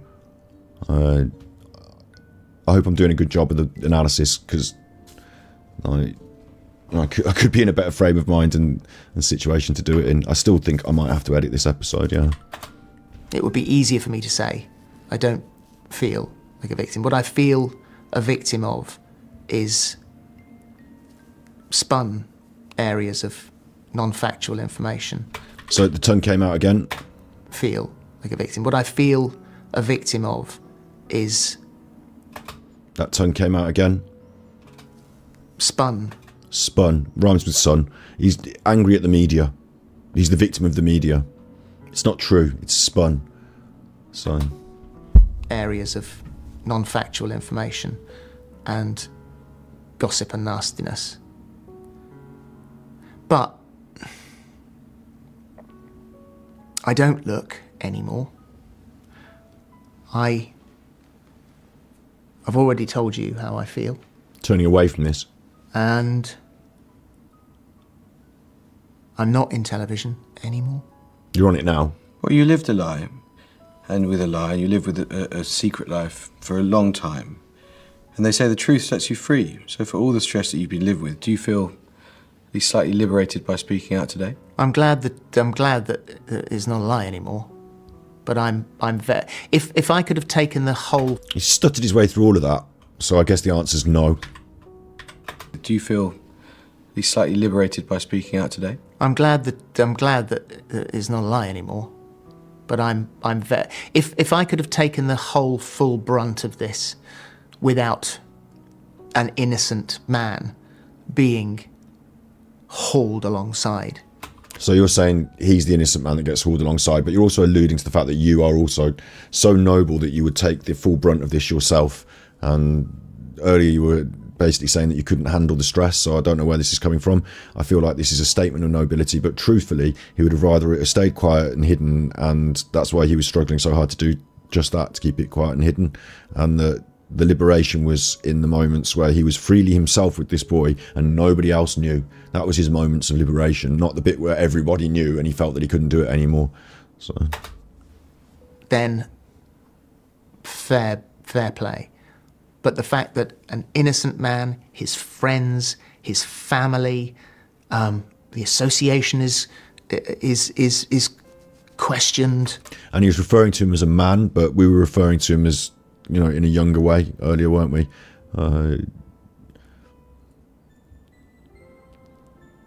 It's a strange one, that. You know, he's framing it all about Matthew here now, being this innocent man. But if it reminds me again of the earlier question about, you know, who drove the ship, so to speak. If he's an innocent man and he's so innocent and he's an innocent and all this, you're saying that you did it then. You were the one that was driving this relationship and you were the one that was pulling the strings and that you did get him in to, or are you not saying that? I mean... You know, everything has been questioned because you can say anything online. Well, there are a lot of lies on social media. He's prompted that. Questioned. You know, everything has been questioned because you can say anything online. He's brought that up again, like, and he's looked over at the interviewer. You can say anything online. Now we're talking about the world of social media and whether Caroline Flack was murdered by social media. Like, it's just... like, he's directing almost now. Well, there are a lot of lies on social media. And there are a lot of lies about you. But I've got to ask, there are people who'd say, given he lied and lied in the past, why should we believe him today? Well, only my friends and family need to worry about that because you don't have to worry about what I say anymore, do you? I'll just be saying that to the garden. Wow. You wanted to say I don't give a fuck, but you couldn't say that because it's the telly. Who'd say, given he lied and lied in the past, why should we believe him today? Well, only my friends and family need to worry about that because you don't have to worry about what I say anymore, do you? I'll just be saying that to the garden. It's almost like... it's a like fuck you again from him. It's like a how dare you like have an opinion on me now that whether I'm lying or not. You've already decided I'm lying, so you know it's just poor me in chat there. I'm in the garden, sleeps a chance to dream, says poor me, yeah. Like, I'll just be talking to the garden, so you don't need to worry about what you fucking say about me anymore. So what are you doing even still talking about me, you chuffers? Have you been abandoned by a lot of people that you were close to? Yes, but interestingly, I have also... It's been a very fine mesh of friends and... Of people that I've told the truth to. Body language analysis, a very fine mesh. But interestingly, I have also... It's been a very fine mesh. He just draws a really small circle.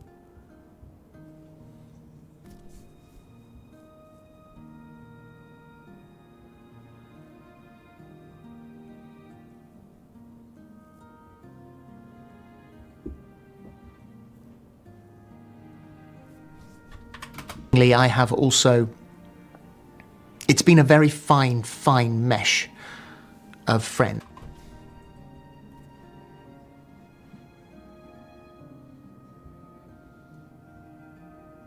What I'm seeing is we've got a very small circle, and I'm saying a very small circle of close confidants, and then there's a line down from it and it opens out like this.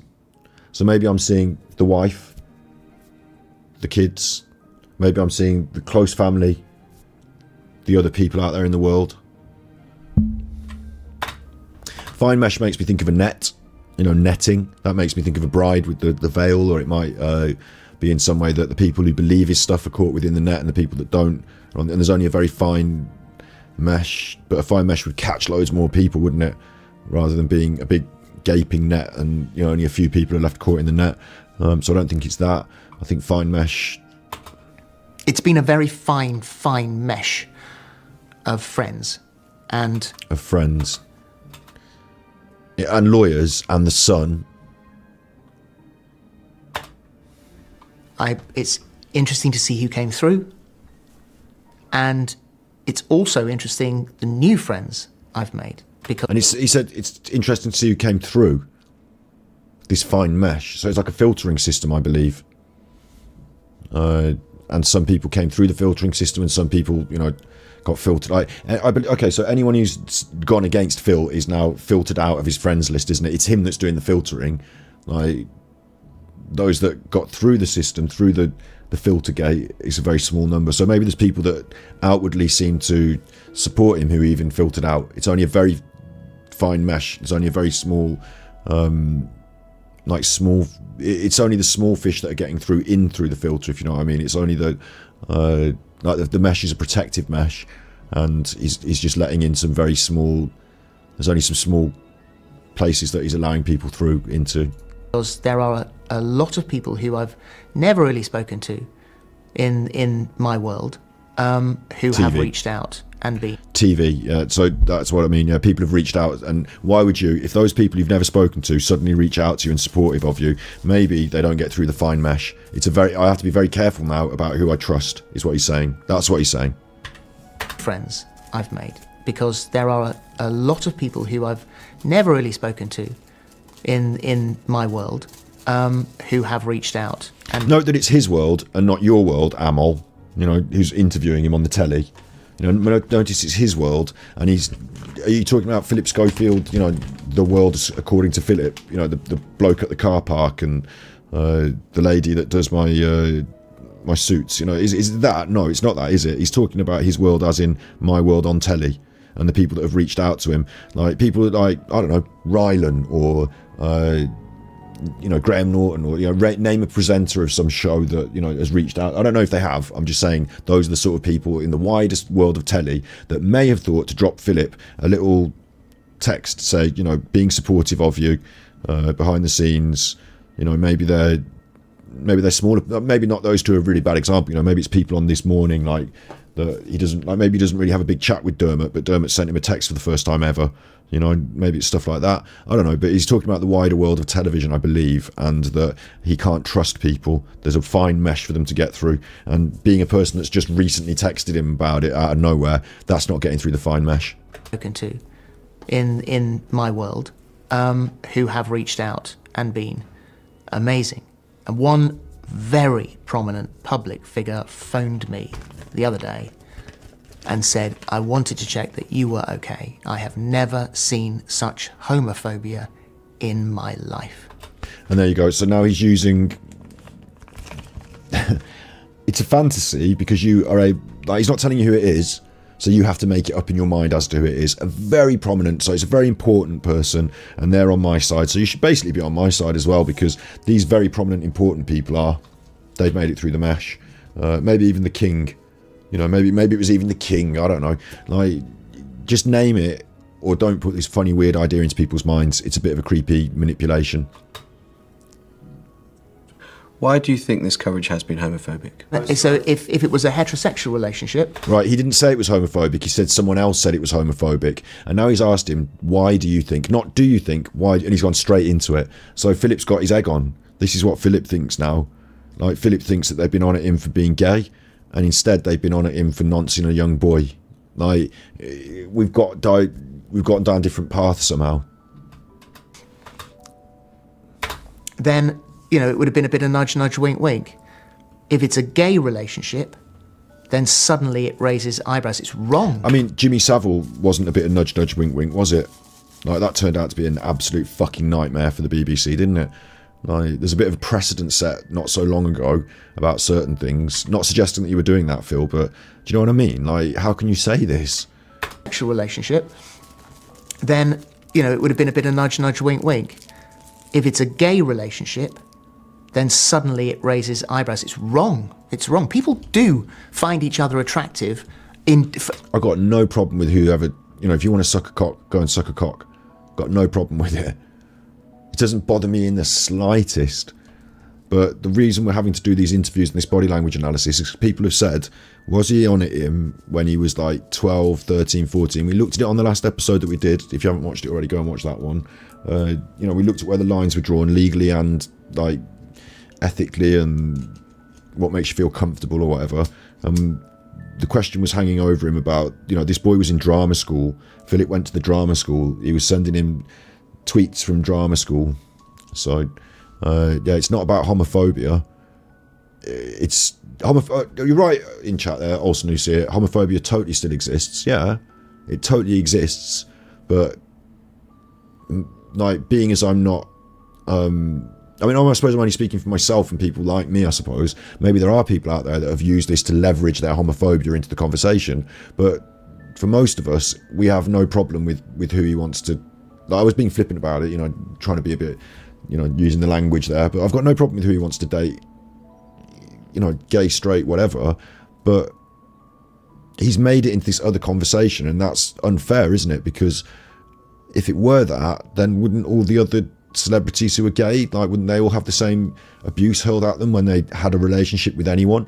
But they don't, do they? So it might not be that, and I think it's unfair to twist the struggle of the LGBT community into your defence. I think that's a bit unfair, really. But yeah, go ahead. In different age groups. I mean, it does happen.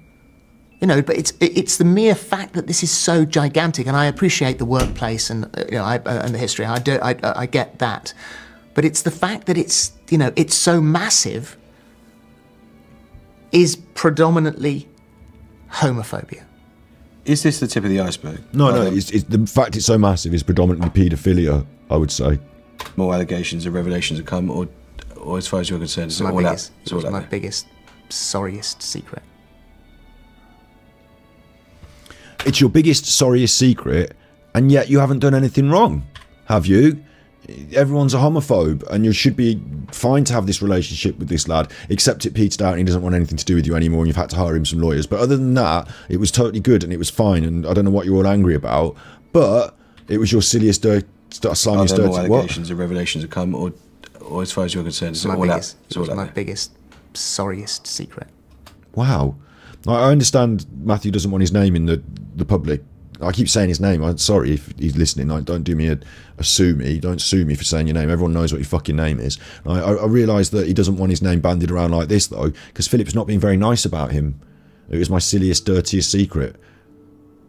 Not like, you know, I cared or was caught up in the magic and, you know, he's a fantastic person and I just wish him all the best. No, he's a silly, dark secret. It's a bit weird, isn't it? Silliest. That was it. Just that. And it happened 5 or 6 times maybe, and then it drifted apart, and then he went to work on Loose Women, and that was it. Other than that, you're a right good chuffer, you. Never done anything wrong in your life. not going to talk about any of my other relationships on camera, of course, but never done anything wrong in my life, and silliest, darkest secret, yeah.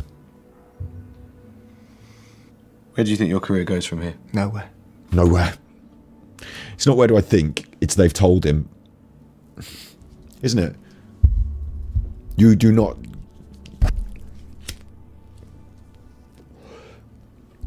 You know, it's not the truth of the matter is that Philip could do a lot of things in television now. This does not preclude him from still working. Certain audiences will not want to see him. Doesn't preclude him from working. He can still go out and get a job. He's not got like a thing around his neck that says do not hire. I mean, obviously a lot of people choose not to hire him. Yeah, but you look at people who have been disgraced on television, they pop up other places, don't they? Like, a lot of people are jumping ship from like the BBC and going to GB News if they're particularly right wing, or you know, you can lose your job on this show because you said a swear word, and then you end up on this other one simply because you said a swear word and people know who you are. So I don't know if he's not allowed to work anymore. However, all this lawyers shit that's going on in the background, I wouldn't expect that they would leave the door open for him to just turn up on the other channel, just suddenly, hi, I'm Philip Schofield and I'm slating ITV down there. ITV did this and ITV did that and I'm a fucking, you know, whistleblower. That's not happening. Like, I think there would be some sort of, no, talking about NDAs, yeah, I think Philip will have a sort of contract he signed that says, I'm not going to work on television again and speak on television. My guess, because otherwise the door is still potentially open. You know, you might say, like, my career seems in tatters now, but I hope that with some contrition and good work, I can build up my reputation in some way again, because ultimately I'm still a good person. You know, I made this mistake, or, you know, he's now saying it's a mistake, so I'm saying it's a mistake, but earlier he's saying it wasn't, or it was. But anyway, the point being, like, you would think that, okay, I've been had over a barrel over this thing, I've come clean, I'd hope that there's still some love out there in the community for my presence, and, you know, I'm going to show that I'm humble and show that I've done wrong and then move forward, like, maybe. But no. Cut. No more Philip on the telly ever. So. Or is this a pity me? Is it the pity party now? That, you know, he can't work on telly because he feels he's tarnished. Therefore, oh, you should feel sorry for me because now I can't even work on telly.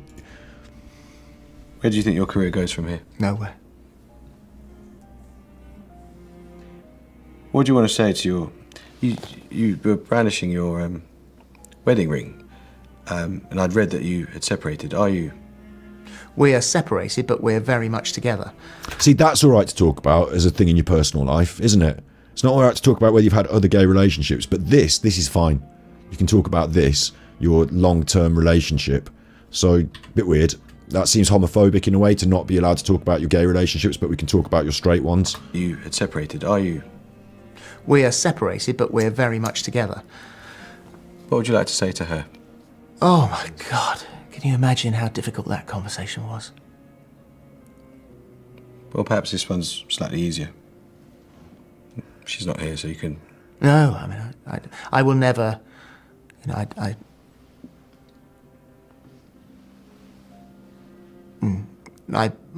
let's just say... Is he listening to his spirit guide here or something? He's doing the Jason Dean Rothwell now. He's listening to his spirit guide, look. I mean, I will never, you know, I think he might be composing himself. I think he actually might feel emotional at this bit. Let's just say that it was an incredibly difficult conversation. Yeah, and he's non-committal, non-disclosive answer. Let's just say that I'm not going to tell you anything. Most difficult conversation I've ever had to have with her, and she is extremely disappointed because I lied to her as well. I think the face, the head up, the not talking was a bit of more like fed up than emotional in a way, but she wished me well today, and so by text presumably. We'll see. And what would you say? We'll see. Earlier on he was brandishing that wedding ring about, you know, I've got this strength in my family, but finally an admission that we'll see. Like, while this is all going on and he's in the public spotlight, she's going to stand by him because probably it's requested of her, maybe by Phil. This is all my opinion, of course, but maybe quietly later she might slide, or maybe they have the public, but she's already on with you know, John Leslie from Wheel of Fortune or something. I don't know. Hey, right now. No offense, John Leslie. To your daughters. My daughters were I called them and said, I have something to tell you. And they came out I thought they were by your side and like all this business. to see me. They came out And to see were you. unbelievable. Unbelievable. Yeah, because you probably just told them, oh, Daddy's got something to tell you. I've decided to come out as gay. And they're modern people and they always knew and anyway, and didn't they? And like, you know, they just support you. You probably didn't say, Daddy's got something to tell you. I'm going to be in the papers because people are going to call me a nonce. It probably wasn't that, was it? And I looked at them and thought, well, you got that right. And they don't think you're a bully. And they don't think you're toxic. And they know the man you are. Is that what you thought? You looked at them and thought, they don't think you're toxic. And they know you screwed up royally. And finally, what would you say to the Leveraging them again. question? I am he to whom I am the most sorry. By getting involved with me, I have caused you so much pain, and I will never forgive myself that I made a bad judgment call. I hope I never have to publicly apologise to anyone that I've had a relationship with. Although now I feel like there's a couple of people in my life who, like one of them, Gabriella, like she was pretty upset when she left. But then she did make her own bed, so like, it's pretty. I mean, again, I feel like there's this legal aspect to it, isn't there, about the public apology and the statement of his innocence. I feel like that's all been prescribed by the legal aspect, and I think that what Philip really wants to say to these people, I mean, he's obviously been talking to him behind closed doors, hasn't he? So he's done his talking behind closed doors. He's not going to be divulging that publicly in this. You know, this is all just to manipulate his image, I suppose. I will never forgive myself that I made a bad judgment call. And if only you knew, in one moment, just one moment, if I'd had the judgment that I've had for 41 years, if I'd used it at that moment, then things would be very, very different for everybody. Philip Schofield, thank you so much for your time.